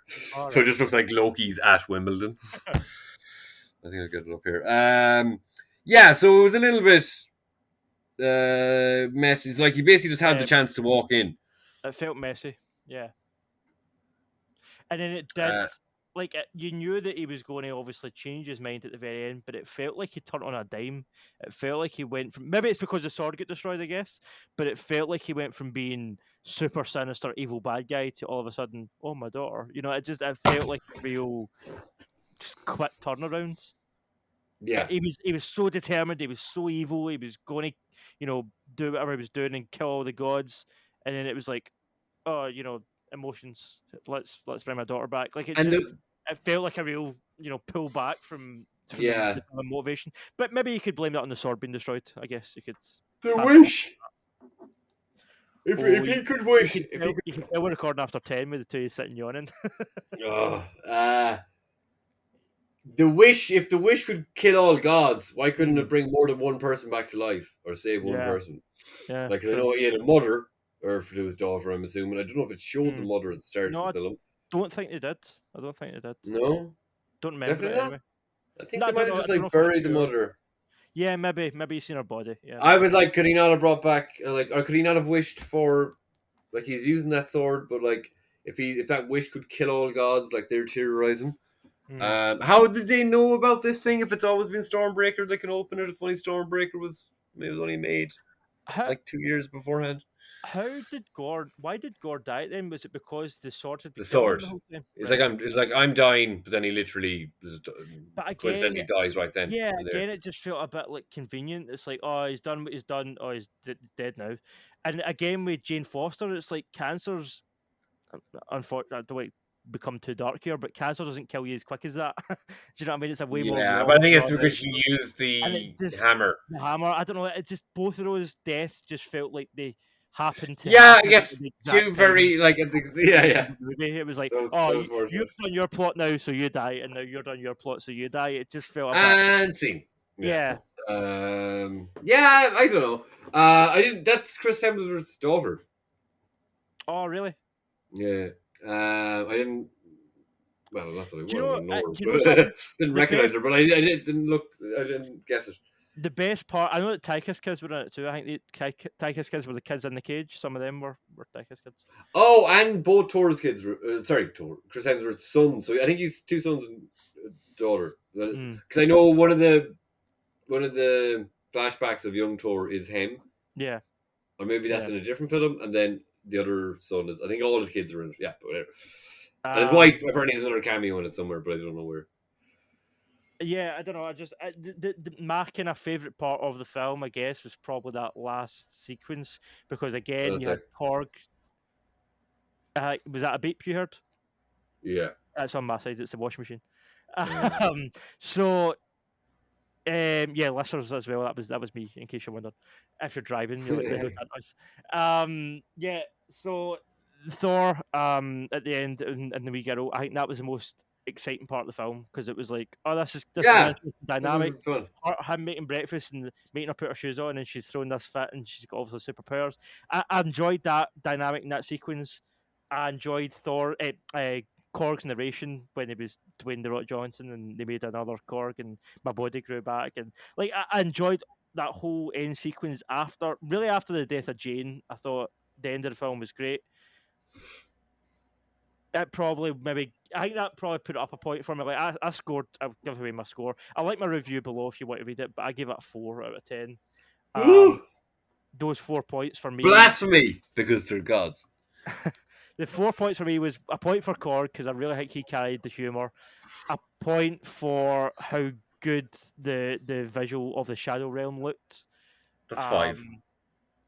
That's 5. 5 what? You said 4 points for Korg. No. 1 point for Korg. 1 point. Oh. 1 point for the end scene with the daughter, and 1 point for the hammer coming apart. And that was that. They're jailing my 4 points. Like if you want me to break it down as sort of detailed as that, those are the parts of the movie I enjoyed. The other 6 are the bad parts. Yeah, I don't know. Disappointing. I liked. Now I haven't read the Iron Run, but one thing that kind of so that Gore's daughter who comes back, the reflection shows her, and I think maybe there is like an Infinity Girl in the comics somewhere. But it looked kind of sinister where her reflection is just like the Infinity thing underneath her. Yeah, but it was spooky. And she's got laser eye powers. Yeah, but it was cool. Like, again, a good visual. Like the visuals in the film were great. I thought it. Yeah. Some of the design. And I don't know, is Infinity ever? I've seen it. The concept come up in the personified Infinity. I don't know if it actually has a personality in the comics at any point. It probably does in some cases, but I've never seen it. So, and this is like it's nothing. It's just like it just looks cool. Yeah. Yeah. But yeah. So I haven't read the Iron Run, but someone confirmed in one of the nerdy groups I'm in that it does end a lot more gruesome than this does. Right. So and then the Thor with a daughter. Even though some people were like, "Oh, it wasn't hinted at anywhere point in the film," I was just like, well, hold on, it's a Marvel film that's ended somewhere that's different from the comics and it's unexpected. Yeah, that's a good thing. Why not? Like, this is good. Like, yeah. That's why, that's kind of something I was like, okay, you've done something different here. And I think even some people were saying as good as the Iron Run is, like, because some people, is a very divisive reviews, they were saying Mark Kermode didn't like it, but, like, so many people hate it. Like, and I've then come across other people like myself who are like, I just don't get why people didn't like it. Like, I've seen some people, I think you shared, some people compared this to Batman Forever. No, Ragnarok was Batman Forever, and this is Batman and Robin. And I've seen someone else comparing this to Batman and Robin today. That's insane. No, I don't know. People are fucking weird. Love and Thunder is not a great film. It's honestly, it's not a horrible film either. It's a mediocre, disappointing film. That's my that's why it's a 4. It's not like a 2 or a 1. It's not that bad. It's not like, oh, this is awful. There's good parts to it.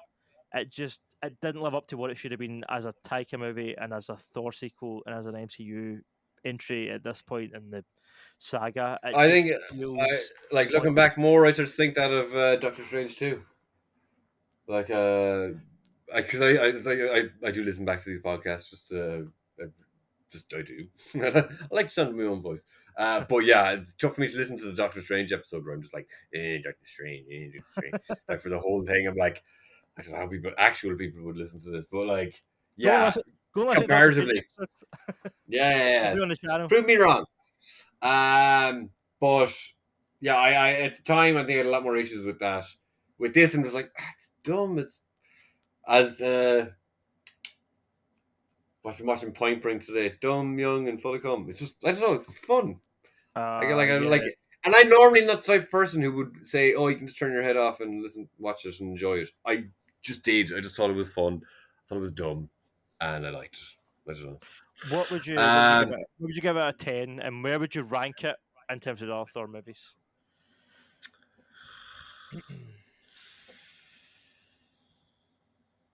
I can do my ranking in the meantime. Yeah. So this, I know I gave it a bit of a bash in there, but it's not as bad as Thor: The Dark World. That is still the worst Thor movie. I don't know if this is too far behind it because I think Thor: The Dark World is like a 2 out of 10. This is only a 4. It's not that much better, but it's definitely better. So yeah, Thor: The Dark World #4. This is third. This is not great. And then probably the first one, and then I guess Ragnarok would probably be my favorite. Yeah, Ragnarok's the best Thor movie. It's still not. Again, I still, as Jerd was saying earlier, I do feel like Ragnarok's a wee bit overrated, but I do like elements of it, and I think it achieved more in its runtime than this movie did. And I also think, in hindsight, I probably appreciate Ragnarok more in hindsight after seeing Love and Thunder. I don't know. I think it made me like Yeah. Ragnarok more because I was like, do you know what? They've done a lot in that, to move the story forward and effectively use humor and a lot of stuff that they didn't manage to do in this movie, I feel. Infinity War. Infinity War. Like I was saying, like the other lesson, like I've only seen it twice. Sometimes I need time for my brain to pick these films apart, or I don't need time. My brain will just do it anyway, so it doesn't matter. I'll have one opinion of it when I watch. Generally, like most Marvel films, I enjoy perfectly when I watch them, but then. Like Doctor Strange is probably one of the ones where I was like, ugh, they did that. Ugh. More so in recent times. I got that Might have rewatch watched it in the cinema. Strange. I got that. No, I got that rewatch, and I loved Doctor Strange the first time I watched it. I liked it the second time, but it was I noticed a lot of the poor dialogue stood out a lot more to me. Yeah. But yeah. Where would I rank this? I don't like.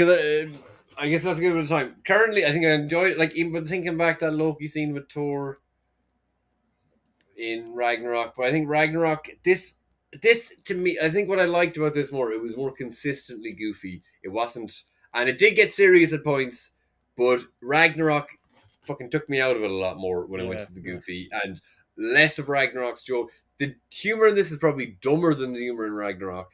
Oh yeah. But the humor in Ragnarok is a bit more fucking smarmy up its own arse a little bit. No. They're very similar films too. I think presently I enjoyed this more than Ragnarok, but I don't know if it has. It has moments that are probably worse than Ragnarok, and Ragnarok has moments that are better than it. So but overall, I think I did enjoy this more. Is this the best Thor solo movie? Jesus. Well, like I have no interest. I think I did watch I tried like I did the Phase 1 films. I don't even want to watch them again. They all seem so boring to me. Like, yeah, but I very few. I know, but like, even thinking about them hurts. Like, I don't think the MCU is that like it's better. It's the sum of its parts, not each individual. Like rewatching the entire MCU, I don't fucking want to do it. Like, there's 5 MCU films that I'll rewatch and I'll be happy to rewatch. But that's like I've said this a million times. But like Civil War, Infinity War, Endgame, Spider-Man films. Like, I'm not going to go through them all, but I enjoy these films when I watch them. I get hyped prior to. Yeah.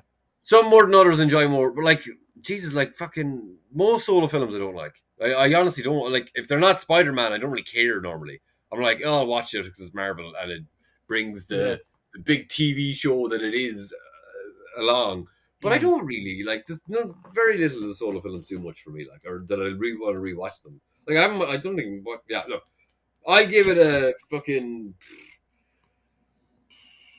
I'll give it a 7. 7. What did I give Doctor Strange? I don't know, probably higher now. I'd even give that less now. For now, in permanence, I'd say lighten around on the boys because we've talked about it. Yeah. We'll move on because it's getting fucking late. So the boys had its finale. Just before we move on, let us know in the comments what you thought of Thor. Did you like it? Did you not? Same with Stranger Things. Same with the boys. Yeah. We'll do this again. But the boys season finale, 8 episodes. I enjoyed it. I thought that I've seen some folk online saying it was anticlimactic. I actually liked that. I think if they just went with a big balls out, everybody involved in a big, superhero battle, that would feel a bit, I don't know, obvious, a bit, a superhero show, so season finale, big fight. I thought there were certain moments in this finale that I really enjoyed, like Billy Butcher and Homelander teaming up for a split second to laser Soldier Boy through the wall. Just slight moments like that I thought were really kind of effective. Again, Anthony Starr's acting and Jensen Ackles, like, shout out to him, man. He's nailed it this season. Me and Courtney were just saying that he's very good. He's totally just there's a certain pace, obviously, that you need to have to be on a show like this and keep up with the other performances. And he just came in and he feels like a legit part of the world, and he's stepped right into the role and absolutely nailed it. Yeah, do you know, because like this more so, well, maybe it's just because it's Carl Urban, and I look not to say much. I haven't watched Supernatural, but I know it's got its fans and everything. But like he kind of like in my head, that seems more like a CW type show, and a kind of lower key. But I guess it's Kripke is the same guy who did The Boys, right? Yeah. So like, but I don't know. I think coming in with like Carl Urban, which is probably, in fairness, like when the show started, probably is the highest star. Yeah, probably. Most were unknowns generally. Yeah. Like obviously Jack Quaid, his parents are famous, but he hasn't been in much. Yeah. Yep. I don't know, he hadn't been in anything before. Or maybe he had probably smaller things. But Simon Pegg, but that's more a cameo role. Yeah, he's fucking brilliant in it. And yeah, like no one was huge in it. No. In the first season. So like, but the level of storytelling is quite strong, and I have to imagine it's a bit different. Like, look, Supernatural is, I'd assume, a bit like Buffy, maybe not as good, maybe as good. It's got the same amount of diehard fans. I don't know. Did you watch it much? No, I know something about it, but I don't even remember. I think it's like a couple of steps up than a normal CW. It is on the CW, isn't it? Well, or was? Courtney, we were talking earlier, and Courtney was comparing it to like the Vampire Diaries. It's that type of show, you know. It's a kind of 26 episodes, maybe not the highest quality show, but it's show. It's but a good, it's show, but a good show, and maybe not as good as like Buffy. But maybe comparable on certain episodes. But to step up from that to this sort of premiere TV, yeah, this what set up here and to come into this, he done a fantastic job. But again, that's not because I'm sure there's plenty of Supernatural fans, but it just seems like a different thing. Yeah, I think it's different, you know. Yeah, and it's more mature, and it's like this is one of the best shows consistently for me. But I was let down by the last episode. I thought because I think I love this season. Most of the stuff that happened in this season should have been in the last season. This should have been the end of the season, but they didn't do enough to actually make it the end of the season. But they brought in enough with Soldier Boy to make it seem like it's coming to the end. But everyone's like, well, we know this is season 4. I'm like, I think you maybe got your pacing a bit wrong there. I think everything was fantastic with the season. Absolutely loved it. But the ticking clock of the 10th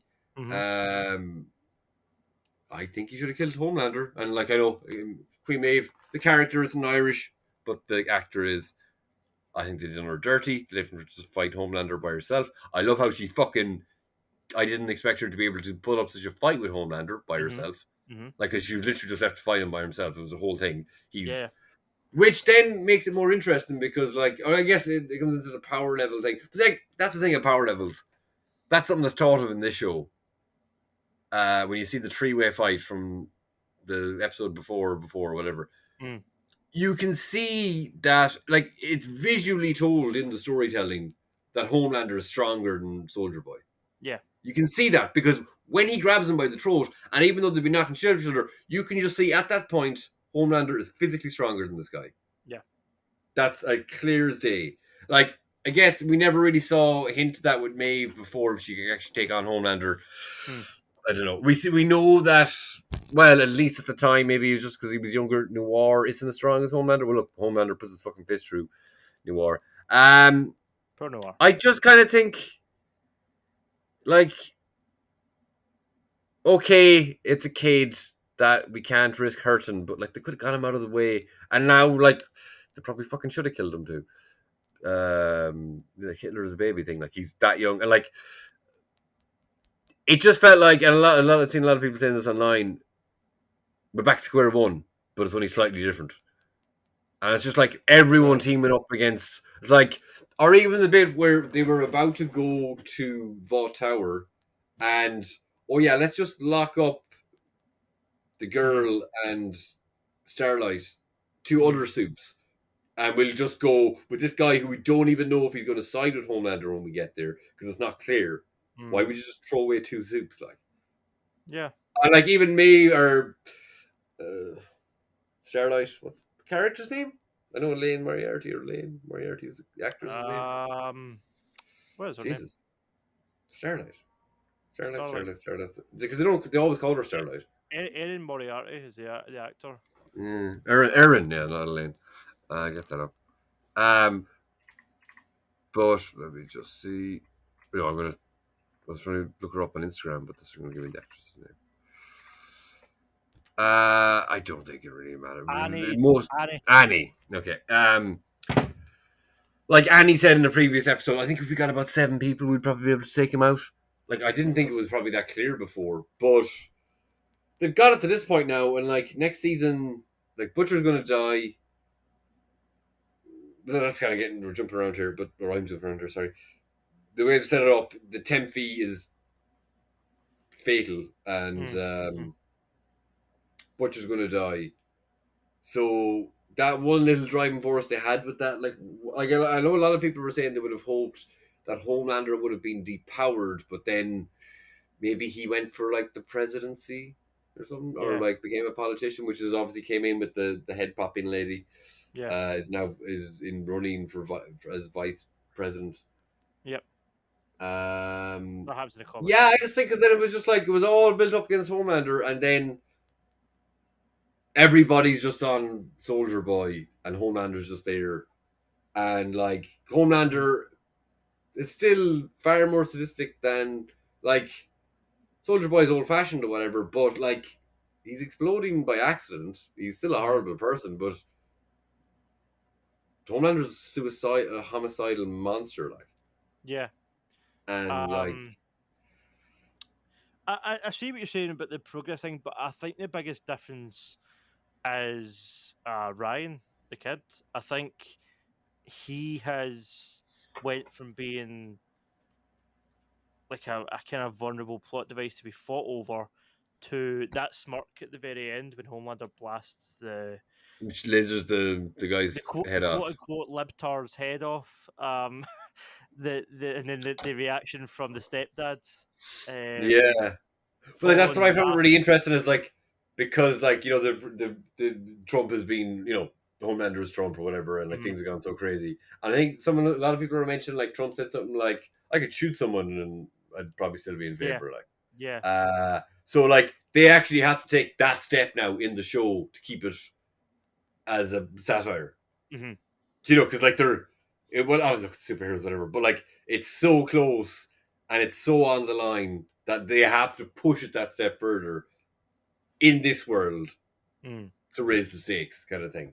But like then it's just like I guess it could have went another way. Soldier Boy could have teamed up with Homelander, but now okay, Ryan's evil. Like, are they going to kill a kid? Like, I think that Ryan's going to come back to the other side. I think eventually he's going to see. So, like the one of the kind of main motifs of the boys is this father-son relationship. Like you've seen it with Huey and his dad, you've seen it with Billy and his dad, you've seen it with Homelander, Soldier Boy, and Homelander and Ryan, and it's a kind of theme through the whole show. Mother's milk and his daughter. Like, there's this whole theme about like parents. I think we've seen in at the end of the season, you see Mother's Milk punch the stepdad and worry. He's like, oh, the thought of me hitting him is going to be burned out of my daughter's mind and blah, blah, blah. I think that was a wee hint towards eventually, even though Homelander lasers the guy's head off and the kid smirks, I think there's going to become a point where he's like, right, my dad's a psycho. Like, I think he's going to come around and realise, and I think Ryan's going to be the one to kill Homelander. I think eventually the kid's going to see something, or Homelander's going to do something so horrific and unforgivable that the kid's going to be the one to take him down. But see, I think they brought that bit in too early because, well, they could go that way, but now it just feels like if he's smiling at that, but look, he's a kid. He could smile at something in the moment and then have a fucking panic attack about it the next day. Like, we can work. Yeah, I that is actually kind of believable there in a way. But, fucking. Sorry, I had a point there to that. Homelander, libtards. I don't know. It just feels like I don't know. Like a lot of the stuff that's happened here. I guess I don't know. I just feel like elements of this gave me this sensation in my brain, even though I knew there was another season coming in that it was on its way to finish. And now they're like, oh no, we're having another season, so we have to have an unnatural amount of time for this to set up again. And it was kind of nearly that way. Like they nearly got to a point where they were going to kill Homelander in the last time too. Like I don't know. I do feel like season 4 should be the last because Oh, fucking please God. They haven't officially said that, but like the old saying about TV shows is when there's something as successful and as beloved as The Boys, leave people wanting more. Don't outstay your welcome, and then no one gives a shit about you, and then you kind of just end it because, like The Walking Dead, you just kind of end it because it's done and it's been on for years at this point. Like, leave people wanting more. That's always the kind of main takeaway for these iconic shows. So I think one more season is like plenty, and as you're saying, there's only so long. Like I think without Homelander, you can't really have The Boys go on, but you also can't keep him alive constantly. You have to kill him at a point. Therefore, one more season, kill Homelander, the end. And then do your spin-off. Well, they're doing a spin-off of the X-Men type show. Yeah. But I guess because they've only been doing it in one season and they've shown every suit. But look, they'll do it and it'll just work. But yeah, if they're doing a spin-off show, I guess it can kind of work in the same way that Marvel thing of like, well, where's the other characters and blah blah. We don't need to they can just retire or whatever. Or they could pop up every once in a while. Like Starlight can be just like a little going forward. Yeah, Starlight. I'd say it'll probably end with Starlight being a real superhero with a real team of actual superheroes. And she's a leader probably. Yeah. Yeah, and just then this is I think in New York, even though they don't explicitly say it, but I think it is New York. Which I think it is. I think it's supposed to be I don't think they ever mention it's New York, but they might mention that bit where Homelander said to Starlight about the I'll take out New York first, and then I'll go to your city, and then I'll take out the airports, and that kind of stuff is. I basically just want to see that. Essentially, I want to see this weird post-apocalyptic world where he's just a superhero gone mad, which is like Injustice, basically. Yeah, talking of post-apocalyptic stuff, I liked how that was one thing I enjoyed about this last episode. The season opened, maybe was it the first episode or the second episode with Charlize Theron cameo? When we seen the trailer for the movie Dawn of the Seven, the trailer showed you Vought Tower on fire, and then when the camera panned down at the bottom, you had this statue of Soldier Boy on its side, and then you had the scene with Charlize Theron, and then at the end of this episode, that's how it ended. Vought Tower had just been exploded by Soldier Boy's explosion, and then the statue was toppled at the bottom. So it was a nice kind of parallel to how it opened. I thought I noticed that. I was like, that's good storytelling. One thing that I guess they had made it seem in the show, and I guess this kind of works as I guess it kind of works again with going along the Trump thing and the information age we live in now, is that Starlight was like, oh, well, I'm releasing this information, and they made it out, but especially last episode, they made it out to be a huge thing, but then it wasn't they built it up within the story, but I guess look, we've seen mad stuff like this in real life, but they still put weight on it in the story that maybe we were desensitized by how all this shit that came out. There's so much stuff that came out about Trump when he was in office, and even now he's being fucking, the investigation is going on, the court cases and all this, and you don't even really hear about it. It's just so much. He just came out with so much shit over his presidency that it doesn't matter. But at the same time, in this world of the story, they lent on that as a story beat the last episode. But maybe they were just focusing more on the fact that Maeve has left them, or the fact that she recorded him threatening to kill her or Huey or whatever. And nothing's really mentioned about that.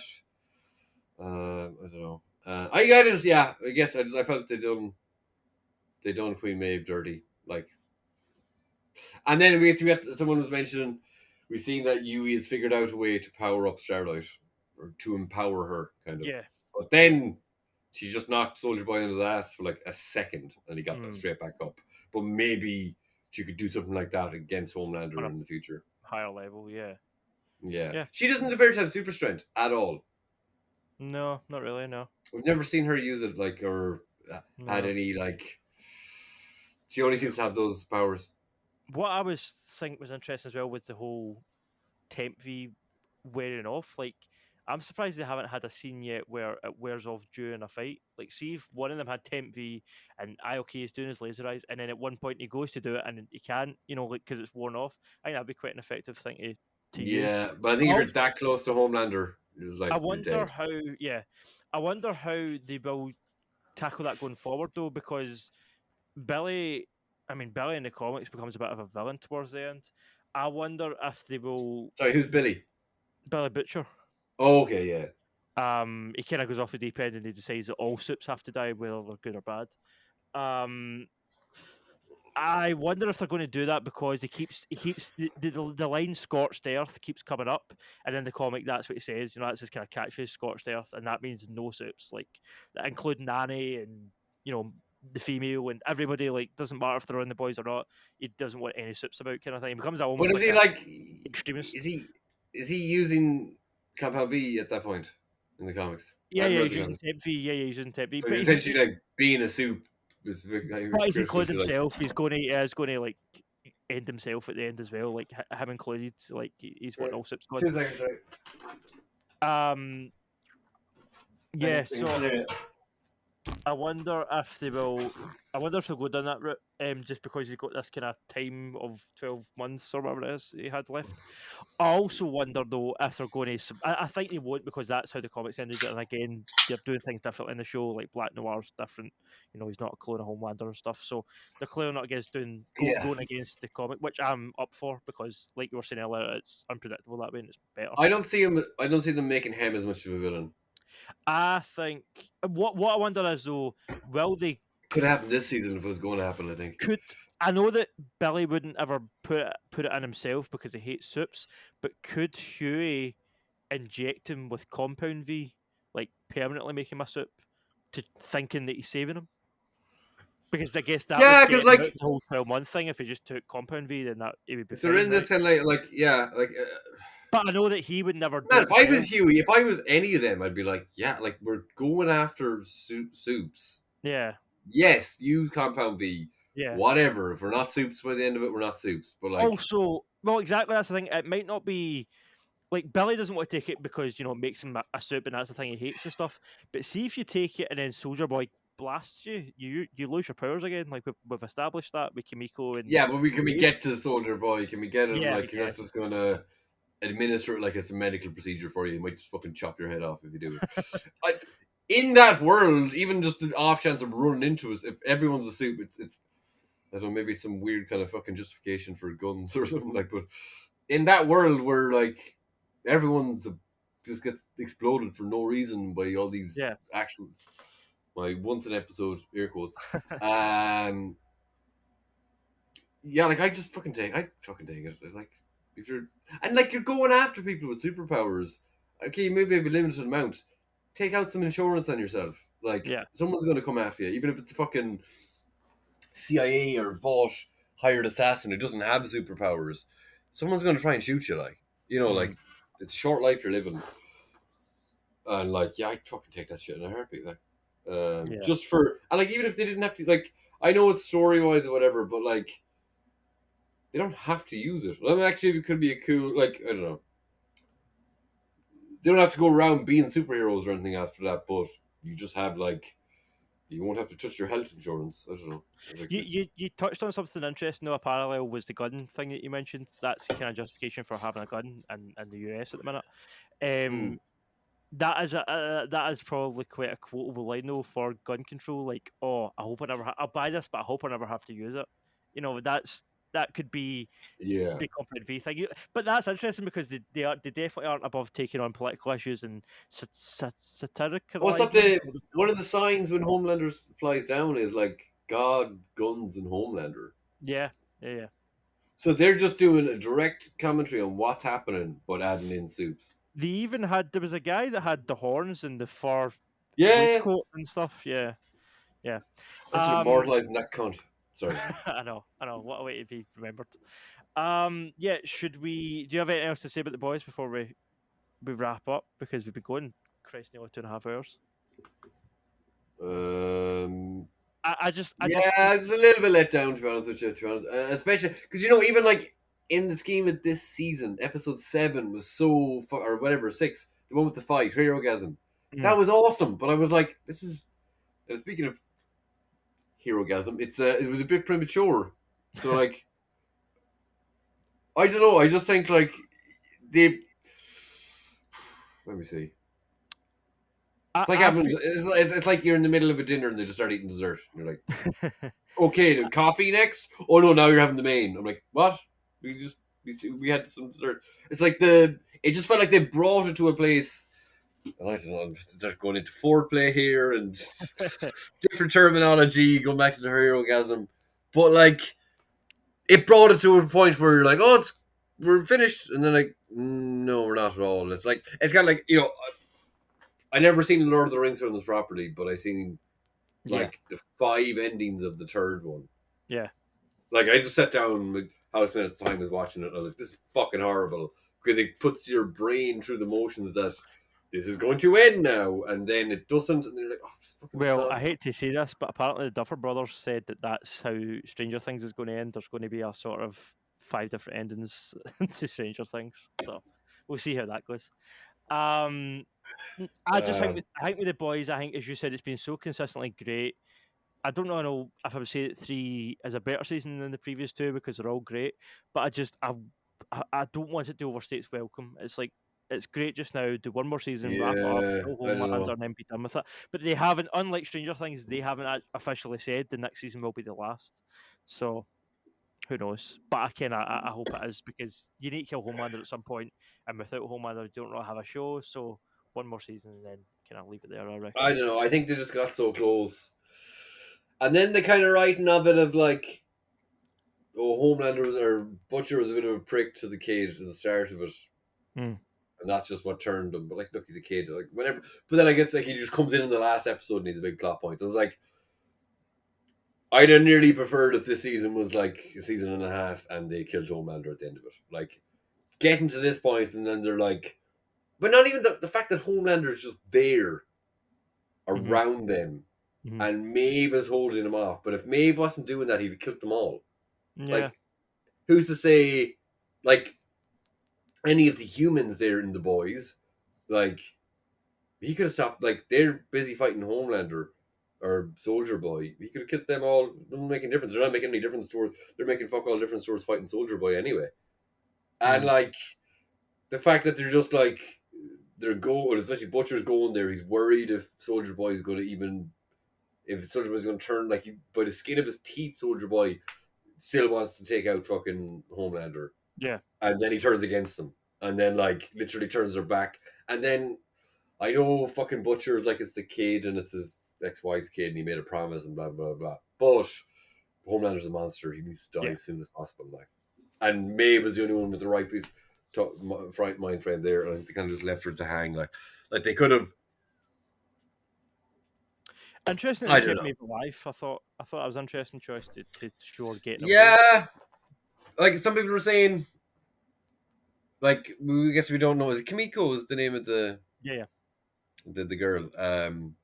They call her the girl though, don't they? The female. They call her the female. Oh, the female, yeah. So I mentioned that earlier. I didn't mean to just kind of say some random words. That's the name they gave her. But like we don't know. We saw her fight Noir, who seemed stronger than her. Yeah, I think so. Yeah. But did she always have a healing factor? Yes, because she gets stabbed. She fought Noir.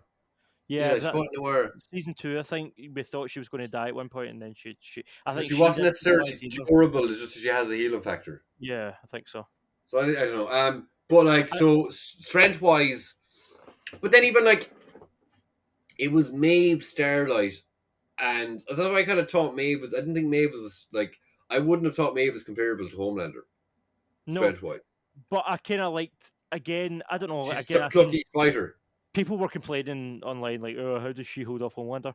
I think it's like, yeah, sure, our power level probably isn't anywhere close to his, but the determination and the kind of needs must attitude, kind of almost boosted her powers a bit. Where she was like, "This needs to be done. Like, it doesn't matter if I die or whatever. Just give it my all and just hold them off." And and she didn't like. Maybe a bit of luck as well. Yeah, well, she got what'd she stab him with? I don't know. It was like a big rod in the ear or something. Yeah. What I wondered, maybe this is, I don't know, going in a bit deep. Homelander's hearing has been a big thing in this season, like how he can hear people from rooms away and stuff. It's like, oh, be careful what you're saying, Homelander will hear you. I did wonder when that rod went in his ear. I was like, are they going to make him deaf, or at least impair his hearing so It's that only one. they can write around that? But yeah, it's only the one ear. So I you would don't have to think so. put I it, don't even both think sides are because there would have been some kind of tell if something actually yeah. happened. Yeah. If something It was knows that just a happened to split him there, second. I was like, and I was like, nah, probably not. But yeah, he doesn't seem to have a healing factor no, I think because he was bruised by the fight yeah, because Maeve could see he was wearing concealer. Now I know they don't follow this kind of stuff as much as my brain might or your average nerd would, but the compound scene seems to be an absolute crack shot of, or it's just like a roll of the dice what you actually get. yeah. As some people But just die, right? Some people just they can't handle it, and their body just explodes or when did whatever. that? Yeah, no, they said that, and I can't remember. They said that in a previous season when somebody was thinking about taking it, and they were like, that this can just kill you outright. Like, it may not give you anything, you just die. Like, it's kind of what Yeah. it Well, takes it's from like look, it's the kind of it's the age old thing of like trying to kill an evil Superman. It's fun to work around. Yeah. I don't know. Like he's not super fast, is he? But then sometimes he is. Like they don't specifically show it. Well, it's like that old thing about Superman and the Flash having a race. I guess that's the equivalent of Homelander and A-Train. It's like you could probably keep up with him if you wanted to. Yeah, I don't know. I think it'd be like. I think they had their shot there. Really, I like. Well, I guess that's the. I think I meant to mention somewhere. Was like, I don't know where they're gonna go this time now, but like not in an interested way. I'm like, you got that close to finishing it off, and it's just like. I've seen another season. I mean, I do hope they announced that this is the final season, but I would say another season, and I think the boys, it takes so long for them to make it and come out that it's kind of like now that they've announced it, I kind of just want to get the hype train rolling rather than being like, oh yeah, we're doing season 4, and then 2 years go by, and then it's like, oh, we started filming, and then another year goes by. That's Well, kind of how we've this season no. felt. Well, we've no. We still do, but like the pandemic is not the Yeah, same way it was after. Because like the last season came out was shot before the pandemic. Because I'm pretty sure yeah, season. Jeez, you were in season 3. Yeah, so like I was like watching season 2 the year of the pandemic, the right, 2020. Because yeah. I remember I was looking after my. I was doing a bit of Mrs. McDowd. Fucking Doubtfire. Mr. I was like a male nanny for my niece and nephew for like a couple of weeks. Not that long, like a month or something. But like it was literally when I was doing that, I was watching The Boys because it was coming out around that time. So I remember then that was like wasn't that like September, October 2020. Yeah. So the next season, I don't know if we've got a date yet, but it'll be coming out a bit quicker. I don't think it'll take Yeah, them I a hope year so. to probably be I out in a year, hopefully. Hopefully. Especially if they're wrapping it up, you would think they would try and get on it as soon as, but again, there's no confirmation of that. But Yeah. I'm just thinking of it like in a like if I was in that situation, I had these people to work with and try to take down a super.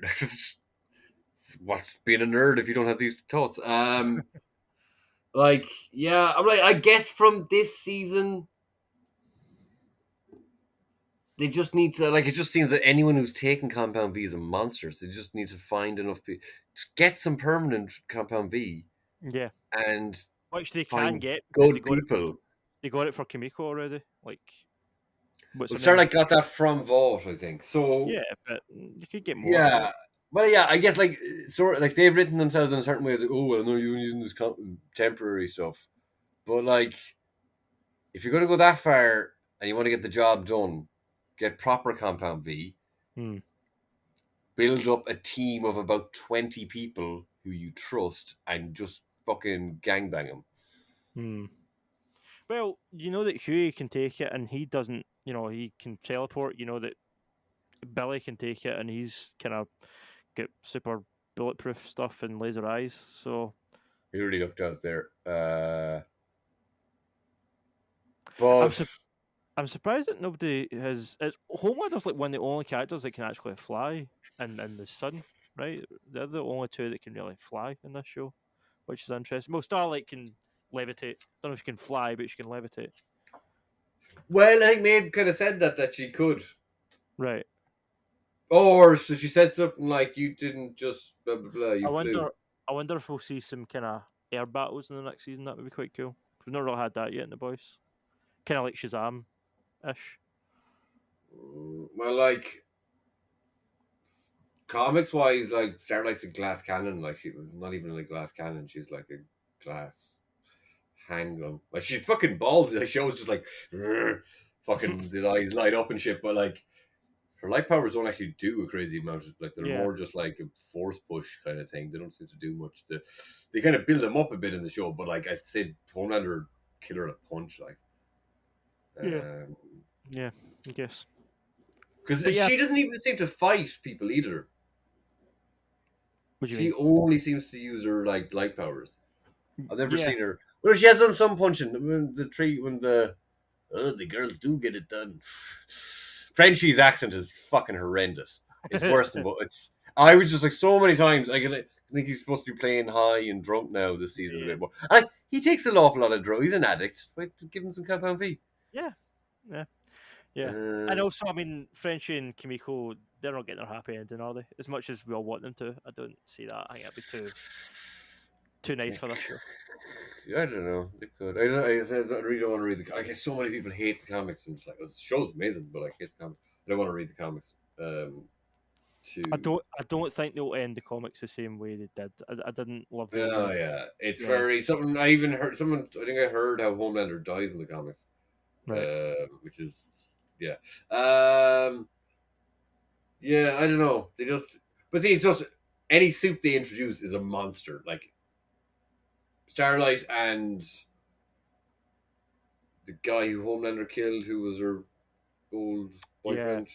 Yeah. Seem like the only two good people we've met who are soups in this. Yeah. And like, remember there was like the Jesus guy, the cult guy with the Mr. Fantastic powers. Yeah, he was like riding on the women.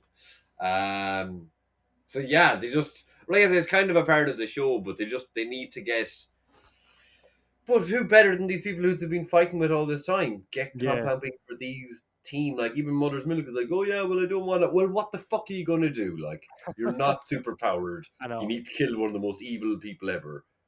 And yes, killing whatever. He's a monster. He needs to die. But Mother's Milk has killed other people before. Like they're all killers at this point. So yeah, just like get your shit together. That's why I think the suspension of disbelief has just been pushed out. Like I was following it up to this point, but I just think and it's so weird because I thought the season was so good that the way it ended, just like bang, it's a TV show. I mean, new season for next year. Yeah. So good luck. But again, as you were saying earlier, it feels like you're watching a movie. It feels like I'm watching a TV show. When I didn't, do you know what I mean? It didn't. I was really invested in it, and it just kind of like seemed like it's unnaturally pushing it out. I know what you mean when you mentioned earlier about a season and a half, because I do feel like 8 episodes, they could have probably banged out 12 and finished the story. Do you know what I mean? Like, if they'd just done season 3, 12 episodes, this is the end. Like, I would have been okay with that. But maybe they'll do the Netflix thing that they're doing at the minute, and they'll do like a extended season 4, and then that'll be it. You know, like 8 episodes and then another 8, or 6 and 6, or something. Format like that. But even like, there's only like what? 3 of the 7 left. Yep. They might get a new 7, but like who's gone? Noir's gone. Maeve's gone. Maeve, Starlight. Deep's still there. Deep, A-Train, and Homelander. Yeah. That's it. Yeah. And they were like trying to replace, but like even if they introduced new characters now, we were like, oh, we have to find out why these people are evil or whatever, and like. But even the fact of like, and he also went through the busy work of following Soldier Boy killing all his old team. Yeah. And like, I don't really care what the rest of these people like. And A-Train is like has the potential to turn good. Gun in this season was A-Train because he got his powers back, got his heart changed, and then never used them. Like it just kind of. Yeah, he'll become a part of the next season. Like I wonder. They're going to use. I think he'll probably go against Homelander next season. Yeah, me too. For he'll die in. Deep will get killed by I don't know, Starlight, but A-Train will, even though he's a prick, he'll die doing the right thing. I think. Yeah. Because he might even try and save Huey at some point or something. Well, he had the opportunity in this season to turn on Homelander when someone gave him the dirt. Who I can't remember who it was. Was it Noir? No, somebody told him what they were going to do to Homelander. Was it the new guy, whatever his name is, Thunderlight or whatever it was called? Starlight 6. Yeah. Someone told him the plan, and then he went and grasped it to Homelander. I can see, the fact that he's already had the opportunity to go against Homelander, he didn't do it, and now he's getting no thanks for it. Along with the fact that his brother has been put in a wheelchair by a soup, along with the fact that he genuinely did apologise to Huey at one point, and Huey just punched him anyway. I think they're definitely setting up an A-Train kind of turn to the light side. Yeah. I reckon. And just what was the other thing? A-Train, Huey. Well, another thing is if they've removed the Compound V, and because that was the thing that's in the comics that the boys use Compound V, but if they're not doing that anymore, it was great crack to watch them fight Homelander. Yeah, that's the thing. And now, if that's not going to go back, you're like, oh well, you've already look. So it's kind of signs the point, but it's the overall team. Look at how cute they are. Yeah, yeah. It's nice to see them having a good time. Yeah, I don't know. And that's another thing. It's late in the game that I'm thinking of that. But that was one of them, probably the most enjoyable things about this season is just to finally see. Yeah. Thing. And then they're just like, oh well, we're not going to finish it that way. Be a step back. Again, that's like a final act thing, and you're like, oh well, no, we're not doing that. And now another season next year, though. That's why it feels a bit unnatural. And I kind of felt like that was nearly the conclusion of it. Nearly, it felt like a way. But then they're like, oh well, you can't do it that way. But it's just like, oh fucking. And it's just when they have the world, they have not the natural, but the other type of Compound V that's not fatal. Yeah. But listen, I think they can work it out. I think they can get over this week. I didn't hate the finale, but some people didn't enjoy it. I think in hindsight, this finale could be kind of made better if they nailed the last season. I just think don't overstay your welcome and just tell your story and get out. It'd be mad way to Evan Goldberg and Seth Rogen and everyone else that writes this show. But yeah, let us know in the comments what you thought of the boys finale, and again, what you thought of Thor, what you thought of Stranger Things.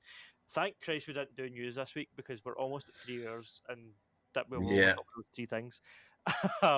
It's also Sunday night, so another thing, I'm happy with that. Even though I prefer to finish a bit earlier, so I could get a nice restful night's sleep. But I do prefer when we cover each of these things in depth. Every step of the way. So I don't know. So I like to listen to myself, but maybe it's not everyone's point of view. But I like to cover everything. So do you want to? Cheers for joining us for episode 12.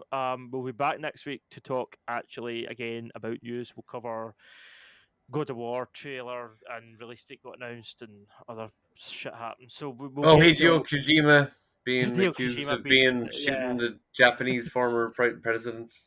Yeah, fucking weird. Yeah, but yeah, we'll come back next week with stuff, and I'm sure we'll have another movie to talk about. I think the next thing out is I don't even know what the next movie out is. There's not that much coming out right now. Maybe just do a topic next week or something. Yeah, we'll think of something.